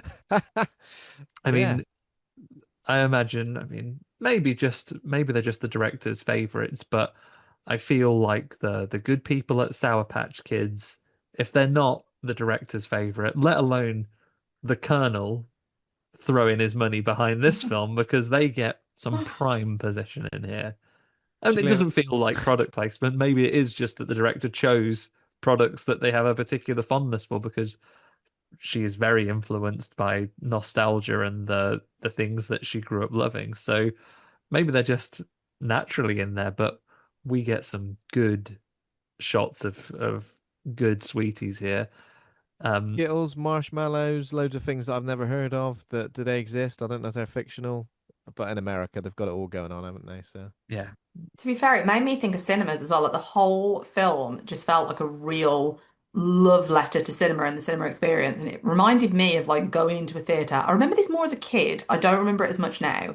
But seeing those like big brand sweets everywhere, like the pick and mix, you go in. mm. I mean, you do still get it now, obviously, the snack stands, but it definitely felt bigger and more lurid when I was a kid. And that's immediately what it reminded me of. Like, obviously, we have the love letter to cinema all the way through. It's about a film franchise, but Mm. the abundance of snacks and food definitely made me think of that. Like you go into a theatre and you've got snacks thrown at you, The- which I've always thought is odd in a cinema because you can go like an hour and a half, 2 hours without a snack. But the minute you you go in, you can. think, oh, I'm hungry. Oh, I got to eat a 10 Yeah. pound. I mean, especially when you're watching your DVD in a hotel room of Oh episode yeah, 6 of a franchise I love that that. you're investing in. She has a lot of snacks. Now, the only thing I will say about this section of the film when she's sitting watching the movie in her room is don't cancel me, everybody. Quite open-minded in a lot of ways. Raisins in your popcorn. Oh Come on, yeah, mate. I don't know. I felt about that either. Yeah, no, I like raisins as much as the next person, but if you're gonna put anything in there, something savoury, because I love savoury popcorn, or chocolate in it. Chuck your Yeah. Maltesers in, or, Yeah. Oh, the raisins. Maltese. That's a great shake. Yeah. It's not like having a 20 box of nuggets and then having a Diet Coke and thinking that balances out. Sticking your fruit in I with your popcorn's not I going to just feel like make a so jot many of things difference. things of this felt like it was Jane Schoenbrun kind of like going, this is what I do, this is what I like, these are the things that I enjoyed growing up, etc., etc. The raisins and popcorn. And that's why it just feels like such a personal film because even stuff like that where I'm like, okay, I get it. But like I don't know, the relationship to movies and food, like it feels like it's really explored and watching a DVD just in your hotel room, having to ask at the desk if they've got a DVD player, like physical media, food, sitting and eating it while you're watching a film. Like it's just like the simple things, isn't it? Yeah. Things that perhaps might be dying out, not for us, but you know, for some audiences that we just need to keep alive. Get that dusty DVD player out immediately. Yeah. What do you say when you find the dusty DVD player, Ben, if it's in the storeroom of your hotel?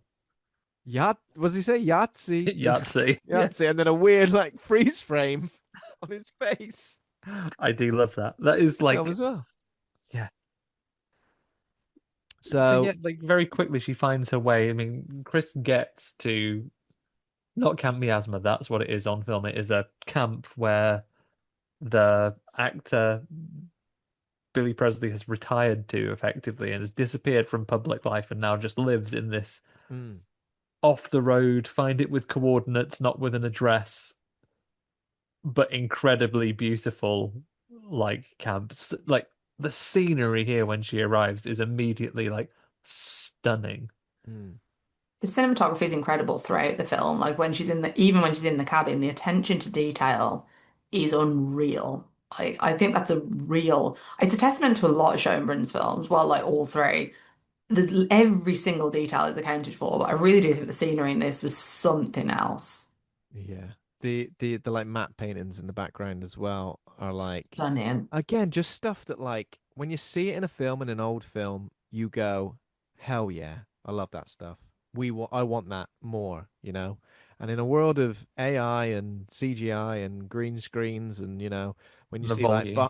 behind the scenes on this Avengers film and you go, oh, what does that look like? Just everyone in mocap suits. We want this. We want like stuff you can touch, sniff, absorb, all of that stuff. It's just good old fashioned cinema, isn't it? Yeah. We also established Chris's relationship with some other people in her life around about this time. Sorry, I've got a daddy longlegs flying around So me. she has, Daddy. yeah. So we have not only her partner and their sort of second in their sort of polyamorous relationship, who Chris isn't in a relationship with, but her partner is. So it's Mm. kind of like they have another partner that she doesn't really get involved with. Good old Thor. But then she also has her agent who is in her phone as your agent. Surely that should be my agent. Never mind. No time for that now. But yeah, who is supportive of her work, but understands that this is a huge opportunity to be financially successful. Making a professional phone call while playing a game of squash as well. That's nice, isn't it? Yeah, must be nice. Must be nice. Yeah, yeah. Obviously we establish her relationships with studio execs and stuff a little bit later. But yeah, so she travels to the Pacific Northwest to meet with Billy, who lives on the abandoned campground used to film the series. And yeah, Billy is obviously lovely, puts a lovely spread on, big old KFC bucket, and dipping sauces, which gets some. I don't know how you guys feel about this. The close ups of the dipping sauces and the eating of the chicken and stuff like that. I mean, it definitely made me hungry as well, I think. I was borderline grossed out by it, but then borderline loved it as well. I am Yeah. that passionate about dip, like I say. What an incredible spread, but then also I did kind of feel a little grossed out by it. Yeah, it's like the greasy, like crunchy, all that stuff. Like I feel like Mm. I think I feel like I'm real life when I see someone like really going at it. Pardon the pun. When I see someone really going at it on a chicken bone, I'm like, oh Jesus, greasy fingertips and So all that that scene stuff. in I go, Yeah. Gremlins where they trick Billy into feeding them after midnight and they oh man, gobble up that chicken. yeah. Gross. I also like this though because I love when you go somewhere and they go, I haven't really got anything to eat, but I've ordered like KFC or like I've ordered a pizza or something. I go, hell yeah, And they almost say apologetically, like, yeah. I'm so sorry, I didn't have time to cook you a casserole, so I've just ordered in delicious takeaway that is something you wouldn't normally have at home. Hell Don't you yeah. worry, mate. I'm in. Um, so how does Billy discuss it's weird, isn't it? Because she says some weird stuff and then frames it like I'm just kidding around, etc., etc. But I'm pretty sure like that's what she believes, isn't it? So, Little Death, there's a hole in the lake, and that's where the movies come from. That's kind of, and Little Death is down there Yeah, and he will waiting. always inevitably return. And P.S. real. And P.S. Real, yeah, yeah, yeah. Yeah. This was the one bit of the film I will say, if I had one criticism of it, I could have done without this, the sort of blur in the lines of like reality with it. I was a little disconnected from this, but what brought it back for me was Jack Haven's performance as Little Death. Mm. Because I love Jack Haven. I want them to have that just prancing around being a little freak on screen. I love that. But I didn't really like this element of the story that much. It was the one thing that didn't really work for me. It felt a little hammed in after TV Glow, where it was done so well. I didn't really think it worked in this compared to how strong like the relationship elements were and looking at cinema and how it works. This was the bit that didn't work for me. I don't know if either of you felt the same.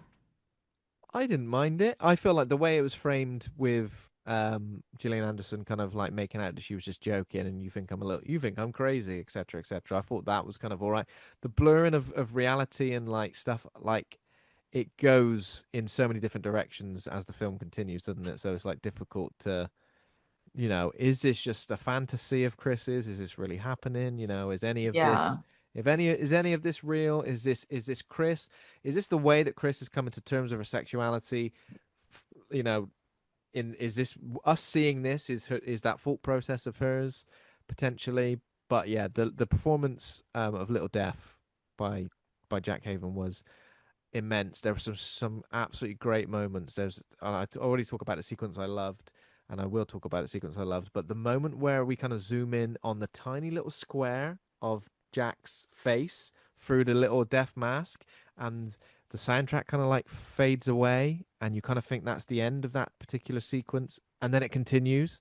Yeah. Was so good. I was Yeah. just like, I mean, we can that's badass. dive into it right now if you like, Ben, because basically, after a kind of awkward first meeting where Chris feels like maybe she's pushed it a little bit too far with her interest in her being in the movie, she kind of wants to leave and feels a bit awkward around Billy. She convinces her to stay.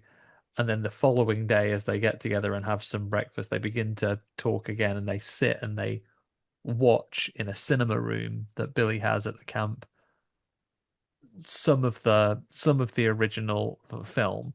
And Chris is like transfixed to this movie. She's right in front of the screen, and we as an audience, sometimes we just get direct as if we're watching Camp Miasma as a film, sort of the selected highlights of Camp Miasma, but not as a clip reel. We get several full scenes of the movie. We get basically the heavy hits of a slasher movie. We get the setup at the beginning. You get the pretty much note for note Friday the 13th, the the harbinger of doom, the crazy Ralph telling people that they're all doomed as they're heading off to camp. We get the campfire story, and then we get what I imagine is Ben's most glorious moment of cinema, this full musical number with Little Death basically reaping his way through the camp of people in a scene not paralleled since Sinners, and that musical number in that one as well. Yeah. It's like the geysers of blood, the spear as a weapon, focusing on Little Death's face and mask, and kind of just seeing the carnage unfold around, and just that song. It's just it's the Alex, is it Alex G? Is that who did the Yeah. soundtrack? Alex G. Um, that song is just like it just doesn't you don't see scenes like this in movies with that sort of soundtrack, do you? That kind of like whimsical indie, almost like it would be on the Juno soundtrack sort of thing, you know? It just doesn't quite fit, but it does fit. You're like, it's just, yeah, it just makes it almost like a ballet, like this particular sequence, where we've seen plenty of shots like this, but rather than it being like a shot where it's like a mounted sort of like POV, it feels a bit like it's like, I don't know. It's really hard to describe. As I said, I was really locked in for this particular scene. It's like breezy, if that's a Yeah, way oh, of it's describing it. paced. It's Very like It's really, paced lucid. wonderfully. Yeah. yeah. It's like this killer who everyone, you should be terrified already because this killer's committing terrible, terrible acts of violence, but you're just breezing in and out of it and just like enjoying it for what it is. It's like a dance. Yeah.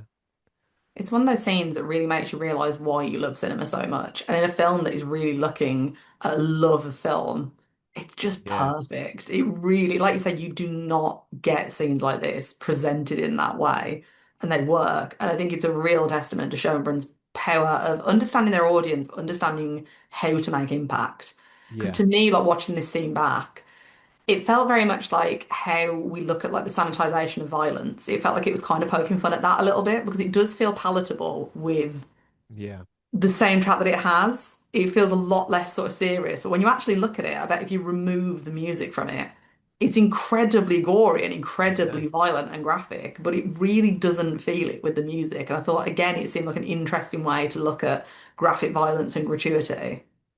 Because Yeah. imagine it with like a horror movie soundtrack, it would be completely different. You'd be like, "Yeah, this is gnarly. Oh, It's this is so so tense, but it's yeah, not. It is strange to pick out how you feel about it as you're watching it. Because I still don't really know after watching it twice. It definitely just didn't feel as graphic as what it actually no, is. It's like Yeah. your brain's playing tricks on you, much like how Chris is experiencing this, whether it's real or not. mm. I think that Like shows the it's power like of like music in film. Sorry, Andy, you're just the right. Like power of music music in in film film. is like bang on for this thing. We see some like really well established and really like mainstream popular directors do it. Like go back as far as like Reservoir Dogs and Tarantino using like Stuck in the Middle of You while someone gets an ear sawn off and terribly tortured. You look at what James Gunn does with music in even like his Guardians of the Galaxy type movies. Like the music is, it's not like a needle drop that you get in this where it said, hey, and now here is a zeitgeisty song that is thematic with the movie. This is in some cases like a like converse to what's happening on Yeah, screen, but it changes the emotional resonance of what you're seeing. And when you combine it with like the really stylized and over the top violence that comes with this scene, and there are some standout moments, there is a bit where one fellow is skewered with a spear and then smashed into pieces against a big Oh metal pole. yeah, it was brutal. But yeah, Yeah, in terms of music, so good. Got one of the sexiest songs of all times in Sade's "No Ordinary Love." A little bit later as well, covered by another sexy artist, Deftones. Uh, so it understands you know the vibe, and the vibe isn't always straightforward. It's not always like, okay, so there's an action scene. We're gonna have like this particular song. It's just all very well crafted, I think. Yeah. yeah. So And after Chris that is really sequence, affected by this, by the watching of this film, right? Where she comes away and speaks to her agent to say, "Oh no, I don't want Billy Presley to be a cameo in this, or to just show up briefly as a little IP nod to the fans. She should be the main character." mm, yeah, which I guess is interesting as to where, especially with like Neve Campbell, like how she was been treated by the Scream franchise and stuff like that. Like it's really, it just feels very current, doesn't it? That all these discussions we're having about Scream Queens and like the way that they've been treated historically, and you know Shelley Duvall, how she was treated for years, and then she passes away, and suddenly everyone's, when I say everyone, I don't mean fans. I you know just mean like the media and a lot of people how they treated her. Um, and yeah, were you going to say something then, Becky? Sorry, I don't think I It jumped made in. me think of Halloween with Jamie Lee Curtis as well, when people are Yeah. debating whether she should or shouldn't be involved with it. Because I always think it's genius to sort of center these characters, but then people very often don't want to see like elder women in these lead roles. I mean, we Mm. saw it like with The Substance when, like, I know I said at the start I really didn't like The Substance, but I do love that they're casting me more in it. When, I mean, she had people critiquing her knees for Christ's sake in films and critiquing her as like basically a hag and too old to be in films, and then she was in The Substance and got an Oscar nomination. Yeah. Yeah, it is interesting, isn't it? And I feel like films, slasher films, or legacy sequels, Jamie Lee Curtis being in them. We had, was it Texas Chainsaw Massacre as well, which reintroduced a certain character. Not really sure I liked what they did with that character. They feel like underutilized, and maybe Agreed. yeah, Yeah. underutilized, and just like, oh, But I okay. think that's what this film looks at. Like she's saying, well, no, we shouldn't do that. We should put them front and center because I don't really like the Halloween remakes, but I do think Jamie Lee Curtis acts her ass off in them. Yeah. Mm, And her being front and center and what she's going through in it is what works. Yeah. yeah. But we just so easily dismiss elder actors. Yeah. Mm, We'll qualify that slightly. Harrison Ford knocking about playing Indiana Jones well into his 80s. Like again, it is a overly And size he's a where it is, man. yeah, a They're man. treated very They differently compared to yeah, elder very women differently. in Whereas film. we have to have this debate with at what point do you keep bringing back a female lead of the film? And with the example you just drew, Becky, great with Halloween. That I don't think that 2018 remake of Halloween works without her in it. mm, Not like it wouldn't be half as effective if she wasn't there to center it and make it feel like something which has been brought forward through the ages to now. And this is exactly the sort of role that Chris is hoping to play by bringing back this franchise that she loves, much that her agent doesn't agree with. And we get a lovely bit of cinema trivia again as well. This is where we get Felissa Rose's name like actively name dropped in there as they expand what this would actually mean. Pamela Springsteen name dropped as Yeah. well. Yeah. Um, yeah, so we're there's a lot of discussion happening in this between Billy and Chris. This kind of like Chris's academic interpretation of the series, Billy, who's kind of like got, you know, we even classically get like a reaction to saying you use certain pronouns and certain things, and like Billy's reaction as like an older queer person to still like have these kind of like feelings about like the modern representation of gender and stuff like that. So again, it feels very realistic, you know, people who potentially, because another question I have for you, was everybody clear quite quickly that Billy was gay, or did we think maybe we weren't Yeah, sure. no, I Bisexual, not so much. I was a bit like, yeah, I'm no, not sure. I didn't get it, to be honest. I think I was so locked into everything that was going on. My brain switched on. My critical, analytical brain just switched off. Yeah, because I wasn't sure until like they started getting it on. I was like, okay. I was a bit more. It was a bit more grey area, a bit more like reading between the lines initially. Yes, I sort of got it more as she was just being caring and motherly and Mm. loving at first, rather than a romance developing, which I quite Yeah, like because it's not always that clear cut with relationships starting. yeah, and I guess Billy's sexuality and like the way she like the from her experience making the first movie, obviously when she's watching the film, she's like sketching out the sort of little death mask like really intently, and the way that sex scene kind of played out in the film as well. Um, it almost makes me feel like Chris is sitting there and watching it with Chris, let her kind of like confront it, maybe overcome it, and then maybe because of that, she realized that connection with Chris. I don't know. A lot going on, Yeah, isn't there? their relationship builds through the watching of this film and this shared experience with this piece of media that they both have their own connections to. One as a huge fan that's become a filmmaker, and another one whose career is heavily defined by this, and obviously a huge part of her own identity. Like it must be, and again, we've talked about things that I can only try and empathize with because I don't understand. Like it must be so strange as an actor of any time looking back and seeing yourself on screen, regardless of what type of scene it is, but any kind of physically intense moment or scene, it must be very, very different to seeing yourself delivering some banging lines on stage when you watch it back. So that's soliloquy. Oh, nailed it. That's very different to, seeing yourself on camera in a scene of sex or violence or being the victim or the perpetrator of a crime.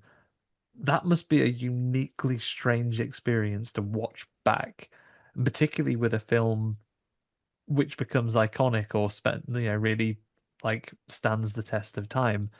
How do you define that as yourself, and how do you view it differently when you look back on it 10, 20 years later? Really, really interesting. Hmm. And this is kind of the catalyst for their relationship to begin, I guess.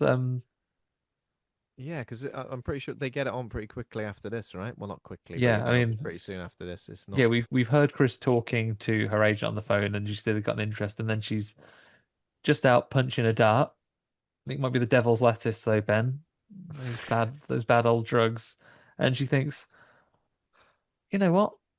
I'm gonna shoot my shot. I'm gonna walk in topless, having a tab there. Why are you smoking outside in general when you can apparently smoke in the house? That might be a deal breaker for me. Being If we're an polite. outside cigarettes place, do put it out before you come back Just in. being But that polite. aside, But what will make you forget about if you weren't allowed to smoke indoors, what would make what would make you instantly forget is if you walked in, Norks fully out. I don't know, Ben. Sex is good and all that, but I'm gonna be getting the stink of cigarettes out of my carpets for weeks. God damn it. It's interesting this happens because obviously Billy does explain that she was sexually assaulted during the filming of that Camp Miasma sex Mm. scene, which Chris is very fond of that image in the sex scene. There's a really interesting description later on where Billy kind of says when it was happening, she saw herself through the eyes. She perceived herself through the eyes of little death while it was happening. What do we think that represents? I mean, I've got an idea, but I just want to I hear felt yours it very first. much of that idea of dissociation. And then Mm. also the fact that she said that she could only orgasm if she saw herself through that perspective, I thought was a very interesting way of looking at.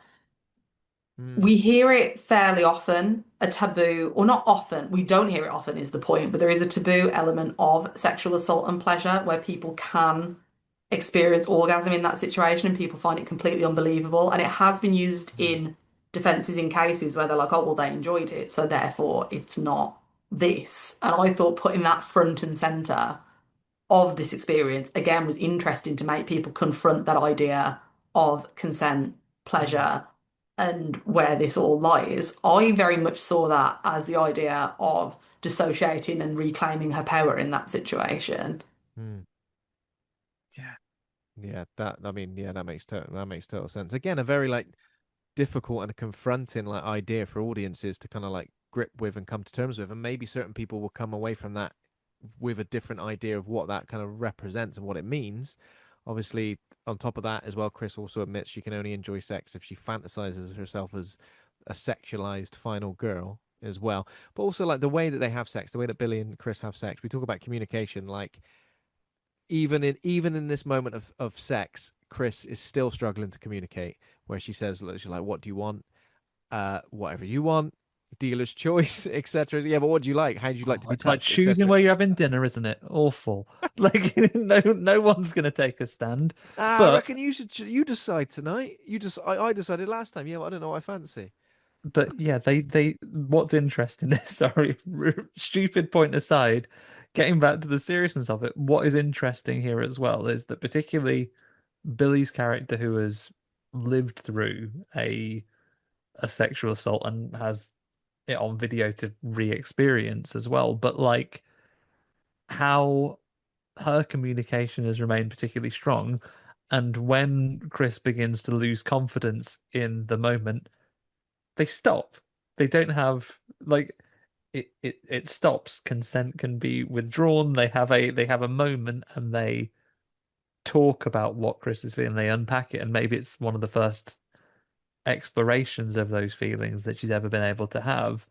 And then through that conversation, things are reinitiated. She talks through what is what is happening, and in quite an extensive scene, they have a moment together that kind of adds this additional dimension and changes their relationship going forward, which will then, it take us to the end, not over the course of one night, but very, very short order. I think it's just a really interesting way to play that scene, to actually take a step back, take the urgency out of it, and rather than having what could be like a disastrous situation, because it just goes to what Chris has faced her entire life, where you disassociate from what's happening to get through something that you don't actively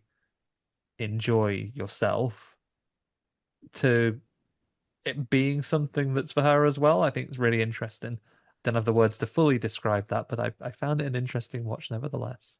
It's healthy, I think, is the thing. Like most people who've seen sex scenes in anything, whether it be outright pornographic or film or TV, it's healthy. They likely will not have seen that, but that is how sex should be, communication, respect, and consent. But so few people have seen that on screen, probably haven't experienced it in their lives, which I think is quite a shocking thing. Speaking about this film and about these scenes to other people that have watched it, one thing that has been brought up quite a few times is them seeing this relationship play out on screen and realizing how little they've been respected by partners in the past in very similar situations. I know many women and queer people that have felt the same sort of way, whether they've like been a victim of a sexual crime or whether they have issues that means that they don't feel this confidence and they do dissociate, but in situations with a partner have just felt pressured or pushed or ignored rather than heard. I think maybe that is the point of this scene, to make people talk about it and realize themselves like I've not experienced this, and this is what I should be experiencing. Yeah, because we don't have the numbers for it, but how often do you think that people have been going, well, I'm not really enjoying this anymore. I'm not really into this at the moment, but don't worry, it'll be over fairly swiftly. I don't want to cause a scene, separating it from an actual act of violence, but just during a normal relationship when actually you're like, actually, maybe not. Like, yeah, like it's really interesting that they take that time, they have a healthy and normal conversation about it. And I think it is the depth of this movie that they do take the time to Mm. explore that on scene, and that it's reflective of their relationship, because the next day it's time to meet those studio execs on a Zoom call in your car. We've all been there, and God, yeah. Oh, what and she goes through when and she when yeah she goes she and asks for Wi-Fi? Sorry, Andy. I was gonna say when she goes and asks for Wi-Fi and gets everyone laughs at them. I don't know how you felt about it. I was annoyed. I was like, all right, all right, got any Wi-Fi in here? But li I'll tell you what, if they don't have Wi-Fi there, there's no way you're hotspotting off your phone for a Zoom meeting. Absolutely not. That ain't working. Uh, She's going to so be getting through her gigabytes in no time. Go so off camera, go off video. we've got like obviously studio executives, and they're all very excited to hear about what the pitch of the movie's going to be or what she's been doing. And she says that she's been to meet Billy, of course. And then she kind of like starts echoing some of Billy's ideas. Sorry, some of Billy's feelings about Little Death and Little Death residing under the lake and the world of Camp Miasma films. They all come from there. And that everyone, including Chris, are characters in one of their films. Everybody kind of like just smiles and nods. Don't they? Everyone smiles and nods except Dylan Baker, who's like literally up and about in his office, just like going, "What the? What's she yapping on about?" Losing his mind. But yeah, I mean, grade A writing to Jane here. This is absolute peak corporate bullshit that they managed to throw at her. Yeah, We're gonna circle up, have a little chat with this. We'll get back to you with your notes. And again, like obviously as a director, she is incredibly accomplished at navigating these kinds of conversations. And it's bleak and depressing, and I imagine incredibly realistic that someone has approached someone. You've approached the powers that be with your inspiration and your artistic take on something, and it's going to be diluted, quashed, fully rejected by the non-artistic elements in the room who have a product that they need to sell. yeah, yeah. Um, so she goes back to camp. It's summer, and this is where Billy encourages Chris to assume the role of the final girl. And in a little bit of role play. So this is where Chris gets chased around in her pants by Little Death. Um, and all of the people that have been established so far, including her partner, agent, all the execs, she watches them get killed by Little Death as well. Have I skipped ahead there? That's kind of what happens next, Yeah, isn't it? it's kind of how it goes. We Much, do yeah. accelerate towards the end. Hmm. Um, and then Chris gets chased to a cabin where Billy is awaiting. Oh no, we see Little Death under the lake as well at one point, This don't is we? part of the Zoom call, right? She envisions this happening. Yeah, So as she's describing the plot of the film and that the Little Death exists as a real entity that all of them are, characters represented in the film. I wonder if this was part of their actual pitch meeting to discuss this movie with their real and you'll be there. yeah, and you'll be And there. then you see Little Death sort of rise to the ceiling as if he's surfacing, and she sort of it almost feels as though she's had this epiphany or is being embodied by this character as she comes off this Zoom call as we go into this sort of final section of the film. Little Death naked in a liminal space, like a sort of VHS in sort of like a video shop, right? A bit like that, Yeah, with Videodrome walls and faces, and like some Nightmare on Elm Street faces coming out of the wall, which are Billy and Chris, and yeah, yeah. there's a The lot flesh of wall of his interesting video visions. shop, The which I flesh think they wall. mention a fleshy wall, as I think a Nightmare on Elm Street reference early in the film as well. Yeah. Oh, the references are ten a penny, aren't they? They're great.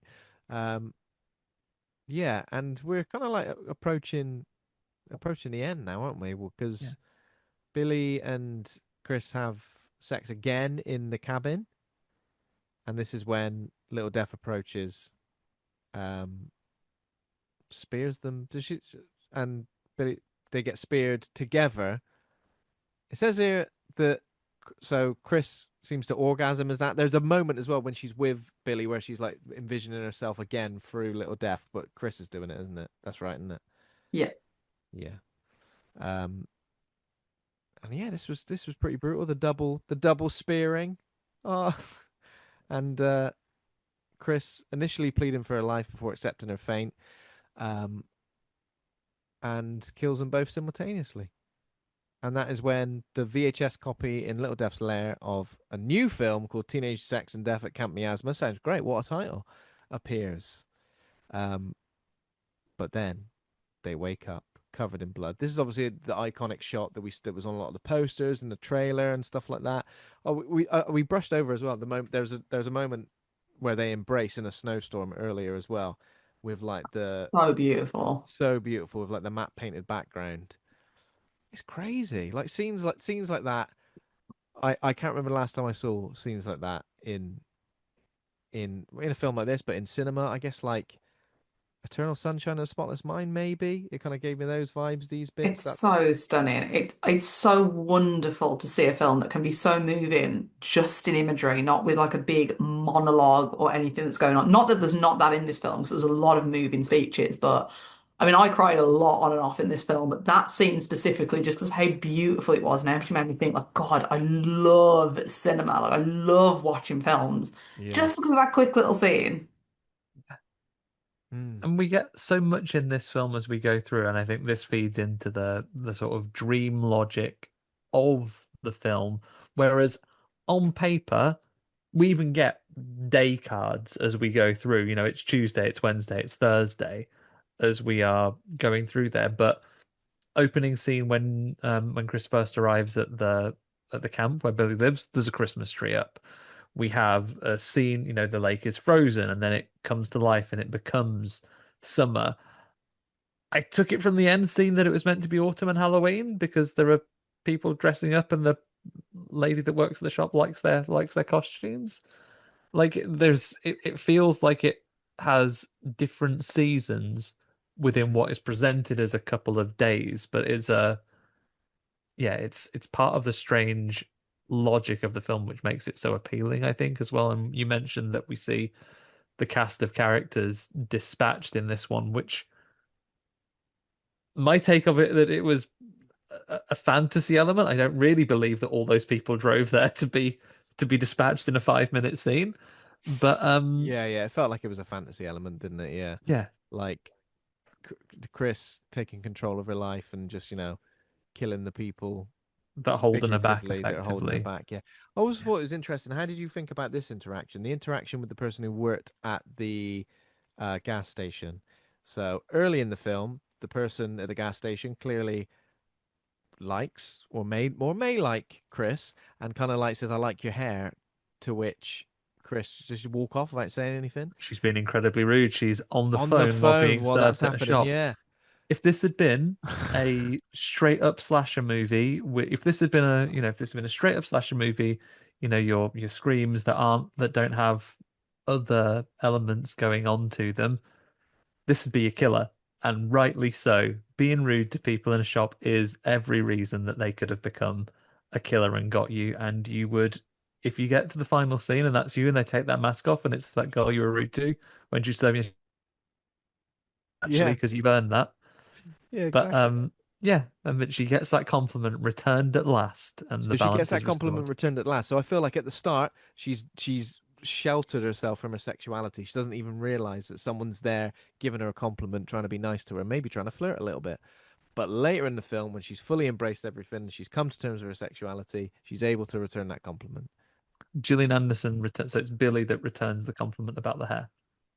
She says something there, doesn't she, Chris? Says something like, I think Flo, lady at the shop, because I took "Oh yeah, you did take notice. Look at you." yeah Flo. I'm paying attention to retail workers, man, because during COVID they're the ones that kept this country running. All right, so you pay attention to their names. Um, but yeah, like I think it goes full circle with them as a couple. Like they do engage more. She's not on her phone and distracted by the rest of the world. They're able to have that nice exchange shop. We get good sweetie chat to talk about which brand of sweets does the best gummies. A little bit frustrated that I didn't see what brand the film is alleging does the best types of gummies. Upset about that. But then, yeah, we do get that return. And I also like Flo's hair. It's a good look. Hell yes. So yeah, they buy snacks. They leave the gas station. Chris repeats the line spoken by a final girl in an earlier Camp Miasma film, claiming that she can still feel Little Death's presence at the bottom of the lake, where he's waiting to come for them once more. They have a little smile.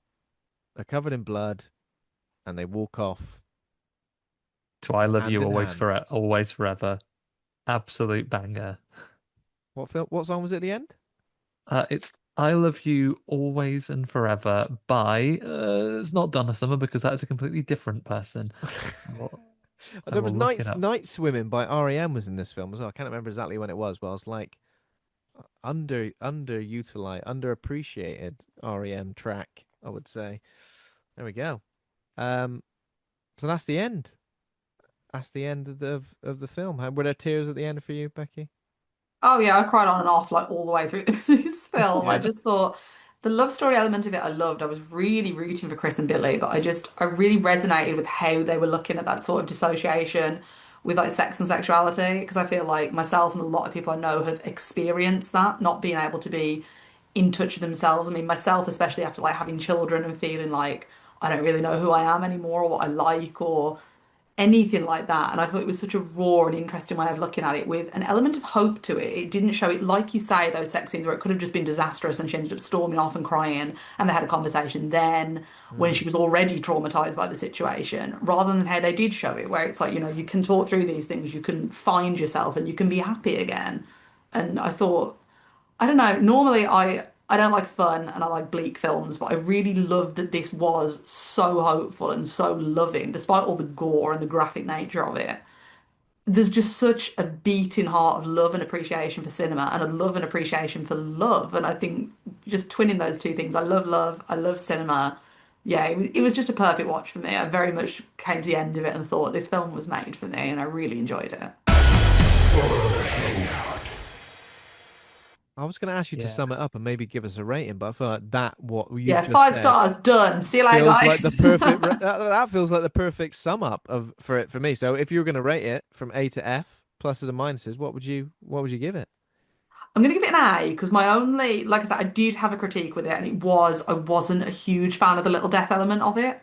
Mm. But actually hearing you guys talk about it and how it worked with a sort of coming to terms with the sexuality more at the end, I think I need a third rewatch, and it might be an A plus then because it's given me more to think about with that element of it. Because I did dismiss it a little bit compared to everything else, but I Mm. feel like now with those thoughts rolling around my head, I think maybe I'd like it a little bit more. So I'm going to say A for now, with the possibility of it definitely being an A plus. I think I definitely need a rewatch because again, lots of stuff you've brought up, Becky, lots of stuff you've mentioned, Andy, stuff that maybe I need to see again to try and kind of understand like what I want to take away from it. But I think I'm going to join you on an A just because. Well, I mean, when I came out of it, I was a bit like, "Oh, that was pretty good." Probably give that like a B, maybe a B plus. But as I said, I've been thinking about it. It's been sitting with me for a lot longer, and I feel like the way the gender, sexuality, the way it kind of interweaves this like film, this cinematic legacy of a fictional slasher film franchise, and it never ever feels silly. And also like the Camp Miasma film, like in so many films they go, here's some old footage or something, and you go, that's just like footage from 2026 with a filter put over it, and you go, don't make me laugh. With this, I kind of felt like maybe I didn't think it was the 70s, but I definitely felt drawn in enough to feel like it was an original film from the past, from some point in the past. Great lead performances, like proper iconic lead performances. Um, Gillian Anderson absolutely loves fried chicken. She's posted on Instagram her in the X Files with a bucket of KFC. She's like, I've always loved it. I've always loved the old KFC. So it's Oh. great. And as I said, for someone who maybe didn't connect with either of Jane's other films, I'm really glad that this one did connect with me.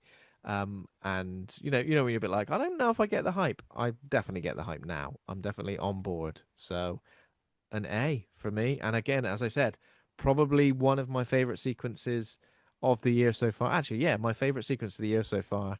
Cinematography, probably my favorite of the year so far. Soundtrack, maybe my favorite of the year so far. And all these For things sure, just, yeah. all of these things combined just make for that great cinematic experience. And as I said, I watched it in a cinema on my own, and sometimes that just feels special, doesn't it? You're just like, they're putting this on for me, they are. I've rented this place out to watch this. Cheers. Andy. Um, Tell you what, if this was a fruit machine, it'd be paying out. I am gonna land on an A as well for this one. Similar reasons to what you both discussed. I definitely see the evolution of the filmmaker. I think each of her movies resonates with me more and more. I think it's a really interesting exploration of themes that I don't have a personal history or connection with, but that doesn't make them inaccessible to me. I think it is a great film to go and sit and to pay attention to those messages and try and see them from the perspectives of the characters being represented in film, or learn a little bit about the filmmaker and see some of their history.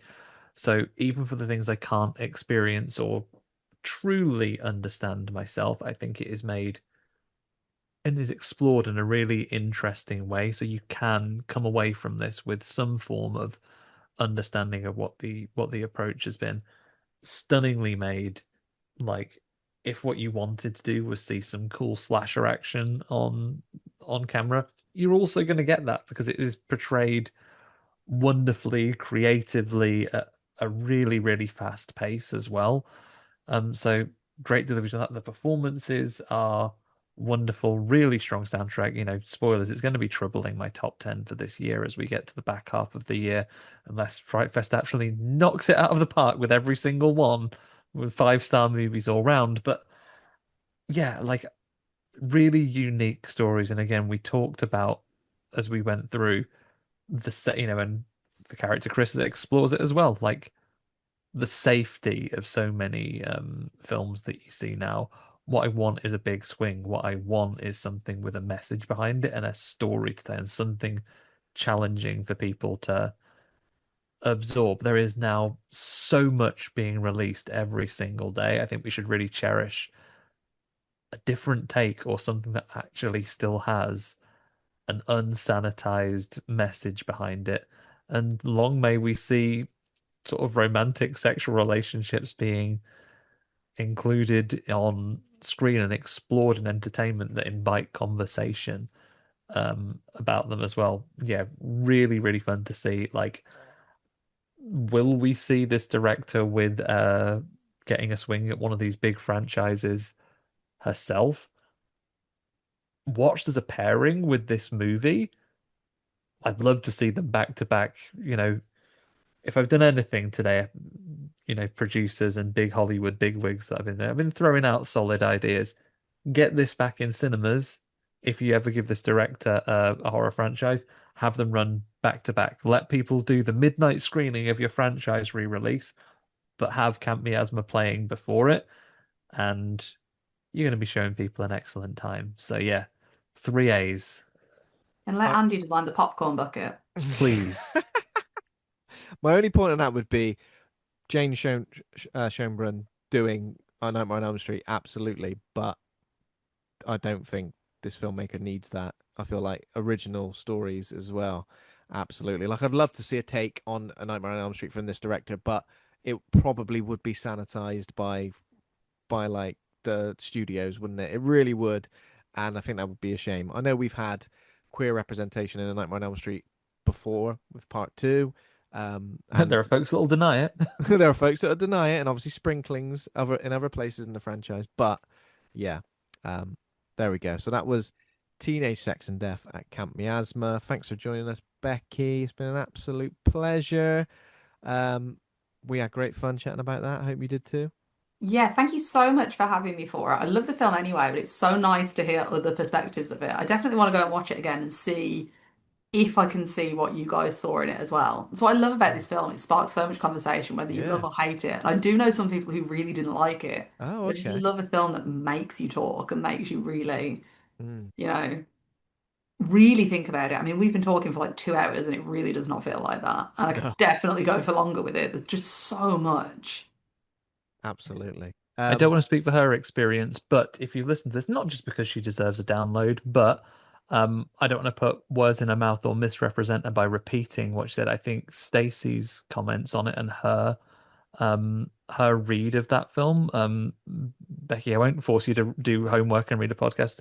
No, I want Sta- to. I'm into yeah, it. Stacey had a take originally that she didn't like it when she stepped out of the cinema because she actually felt quite angry with some of the ways that experiences that she had were maybe misinterpreted in the film. But then a bit like you afterwards when we were talking about when she described it to us, I hadn't seen it at the time. We were talking about it together, but she went with the perspective of I rethought about this and I watched a load of essays and interviews about it, and now I need to go and see it again.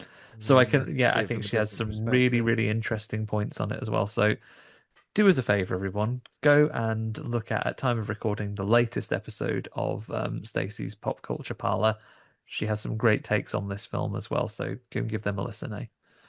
If I can Hell also yeah. shout out a piece, actually, it's not one that I wrote, but I read a piece earlier today that Harmony Colangelo wrote about it, about their thoughts and feelings of the film. And I don't want to say too much about it because I want people to just go and read it, but it is a fascinating take. Every piece that she writes, I think, is absolutely fascinating. Also wrote a book about sleepaway camp, which I also think people should go and read. Oh. But Oh. their piece on they wrote I've said a lot about like I saw the TV glow and how they didn't connect with it as a trans person and what they thought about Camp Miasma I thought was fascinating and gave me again a lot to think about. That's what originally made me think I need to go and see this film again before speaking again tonight about it. So people go and seek that out. I'm not sure where she wrote it for, but if Hmm. you just like search Harmony Colangelo Camp Miasma, it comes up, and I would definitely say go and read it because, I mean, her writing in general is wonderful, but it's also incredibly insightful.